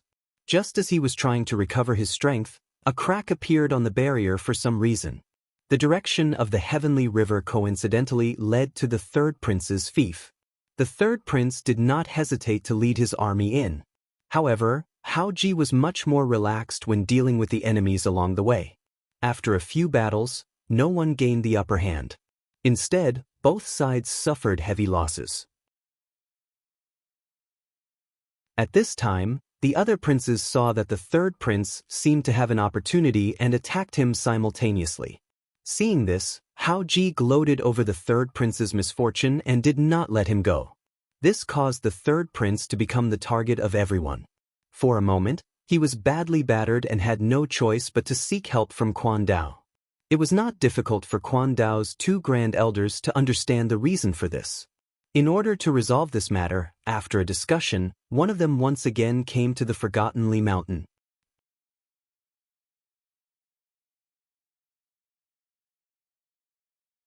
Chapter 1911.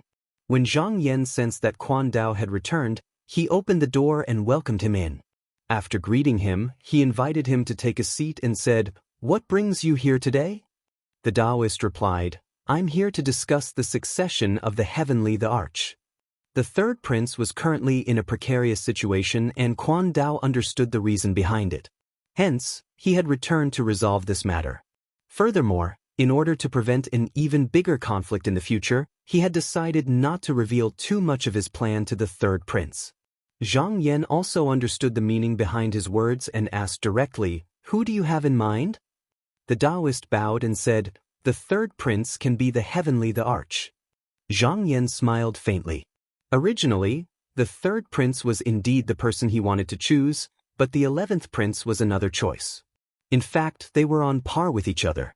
However, now that the 11th prince was entrusted to him, the 11th prince was naturally second. Today, the Taoist came to confirm with him that the third prince would be the leader and the 11th prince could give up at any time. He would not agree to this. Furthermore, he did not believe that Quan Dao really had no other choices. Since the Taoist did not speak to him, it meant that the Taoist still had reservations about him. Hence, he pondered for a while and said, "The mysteries of the heavens are chaotic, and the emperor's aura is not clear. Everyone should rely on their own luck." What he meant was to maintain the status quo. There was no need to decide who would be the leader and who would be the second. The person who could walk to the end would naturally be the most suitable one. His suggestion was actually correct, and Quan Dao obviously knew that as well. However, what he wanted was the right to be the leader. He hoped that Zhang Yan would cooperate with him and not start from scratch. His answer was obviously not satisfactory to the Taoist. The Taoist said, "Previously, I heard that the Taoist of virtue had sent a disciple to your mountain. If you have any trouble, you can tell me." Zhang Yan smiled and said, "It's no big deal. It's just some threats. I will not care if they want me to be under their wings." The Taoist was silent for a while before saying, "Since Taoist has an objection to the selection of the emperor, we can discuss it after the heavenly mystery is clear." Zhang Yan smiled and nodded. The other party had clearly taken a step back. The meaning behind this was that since they had different opinions, there was no need to insist on a result. They could put the matter aside for now and wait for the situation to change before making a decision. This was exactly what he had expected. Quan Dao would not shed all pretense of cordiality with him for now, because he did not want to lose him as an ally. Even if they could not be on good terms, they could not be on bad terms, especially under the premise that Dao also seemed to have the intention to recruit him. It would be unwise to push him to the side of morality and Dao. Of course, he had his own considerations. He would definitely not enter the path of virtue. This was something that these two obviously did not know. At this time he said, "Virtue and Taoism are our generation's great enemy. I think that we can reconcile on the big and discuss on the small." The Taoist thought for a while and nodded in agreement. Then he said, "The second Prince Hao Ji is someone that the German country favors. We should not act rashly. We should first cut off the weak branches and leaves before deciding on the main branch." Zhang Yan said, "This is exactly what I want." Although it was a battle between the princes, those who had the support of the Grand Supreme would not be easily defeated. For example, this time, the 11th prince did not even need to move a single soldier to resolve the attack easily. If it was someone else, they would not be able to deal with it so easily.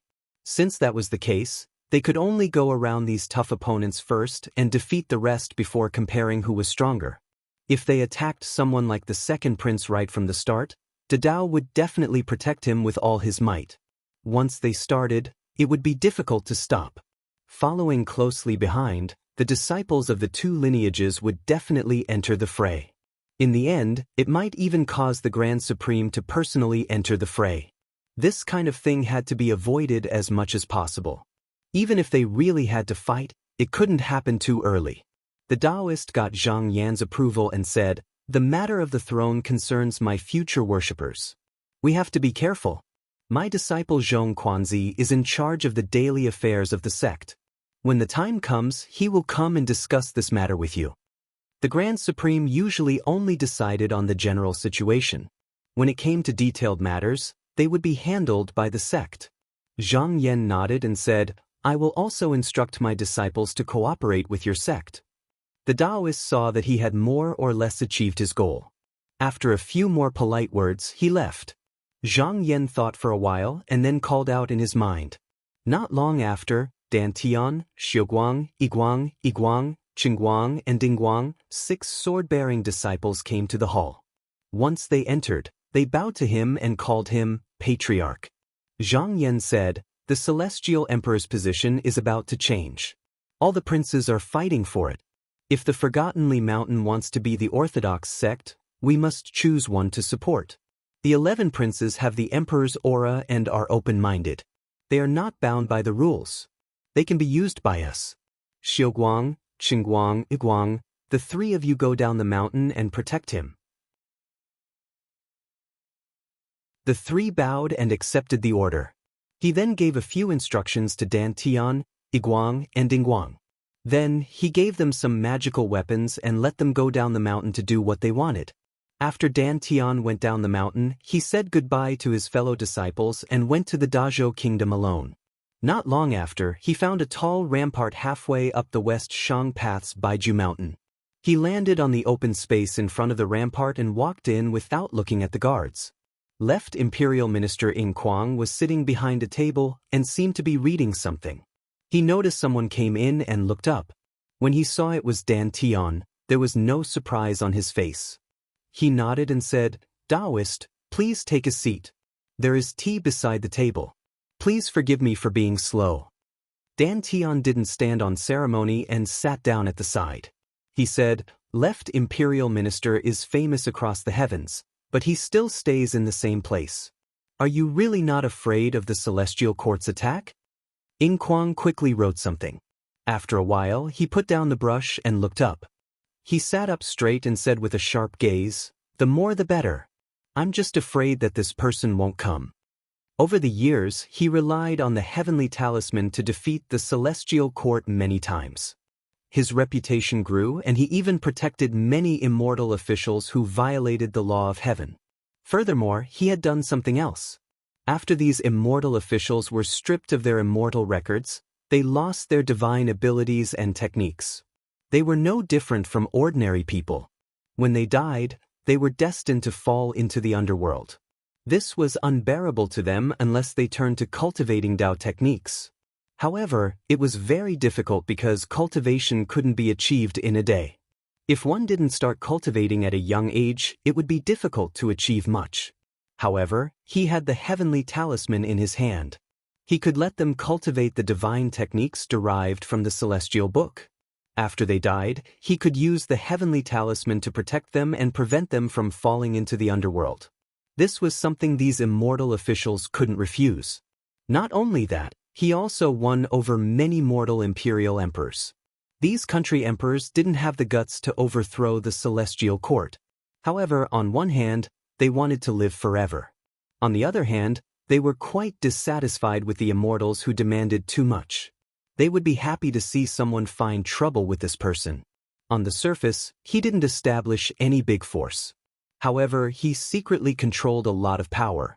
At this moment, he stared at Dandy Guang and said, "Taoist, are you here to remind me, or is there something else?" Dandy Guang chuckled and said, "Whatever Zhu Yuzhong wants to do, go ahead and do it. I just want to remind you that if you want to change the immortals, you can't be too hasty. Otherwise, it will be difficult for you to do anything." Ing Kwang's heart shook. He took a deep breath and knew that the time he waited for was finally here. With the heavenly talisman, he didn't need to fear the celestial lords in terms of strength. However, without the support of a supreme, he was just a slightly bigger ant. Tao of virtue helped him get the heavenly talisman. However, Celestial Emperor didn't care and didn't take back the heavenly talisman. It seemed that Ing Kwang still had some use for him. Thus, he could only rely on the other Grand Elder to continue fulfilling his ambitions. Li Wang Mountain was willing to support him, so this worry was gone. He said seriously, "Taoist, don't worry. There are billions of immortals in the world. How can I kill them all? Even if I can, it will be my disciples' problem." Dandy Guang said, "It's good that Zhu Yuzhong knows. What do you plan to do after descending?" Ing Kwang said, "The princes are fighting for the throne. The heavens are not at peace and the realms are not at peace. The people of the lower realms are not the only ones affected. Qi cultivators are also affected. I want to find all the cultivators in the world to work together." After all, he was the Zhu Yuzhong. He knew that he couldn't get rid of the immortals by himself. He had to rely on other forces. After the princes went to their fiefdoms, they fought with each other and killed Qi cultivators. On one hand, the celestial heavens didn't have good intentions towards these people who didn't follow orders. On the other hand, Celestial Emperor wanted to kill some major forces before the throne was passed down. These people were his potential allies. He started doing this a long time ago. After descending, not only did he save the mortals, he made a name for himself. He also visited famous itinerant immortals and promised that if he could overthrow the celestial heavens, he would kill the immortals and spread the Tao. Of course, he knew that these people wouldn't just listen to him, but at least some of them could be won over to his side. Dandy Guang looked at him and smiled. "Since Zhu Yuzhong already has a plan, I will wait and see." After Grand Elder Quan Dao visited Mount Li Wang, the third prince's troubles quickly subsided. However, he also lost a lot of vitality and needed to recover. The other princes also lost a lot in this battle. Seeing that they didn't have any more chances, they all retreated and silently gathered their strength. Similarly, the 11th prince also used this rare period of peace to organize the affairs of the kingdom and tried his best to strengthen the kingdom. In the Qingtai continent, the 7th prince had forcefully seized a lot of offerings and used them to recruit more demon soldiers. He had also used the help of the Heavenly Mother to transfer some of the Heaven Court's officials and heavenly generals who had violated the heavenly law to his side. His strength had increased tremendously. However, he had learned his lesson after suffering a loss. Seeing that no one was moving, he did not move. This silence lasted for 10 years. However, this period of peace was short. When he felt that he had recovered, the 9th prince was the first one who couldn't take it anymore. He led 1,000,000 demon soldiers across the Boundary River and charged towards the 8th prince. At the same time, many of the Supreme Sect's subordinates also descended. Everyone knew that after this battle, even if they couldn't fight for the throne, the outcome would be clear. You're tuning in to the Passion Pages YouTube channel. We're so grateful for your support, and don't forget to subscribe to join us on this incredible journey through captivating stories. Your generosity through donations truly makes a world of difference, as it's the primary source of revenue that allows me to expand and enhance this channel for you. Thank you from the bottom of my heart for being a part of this adventure.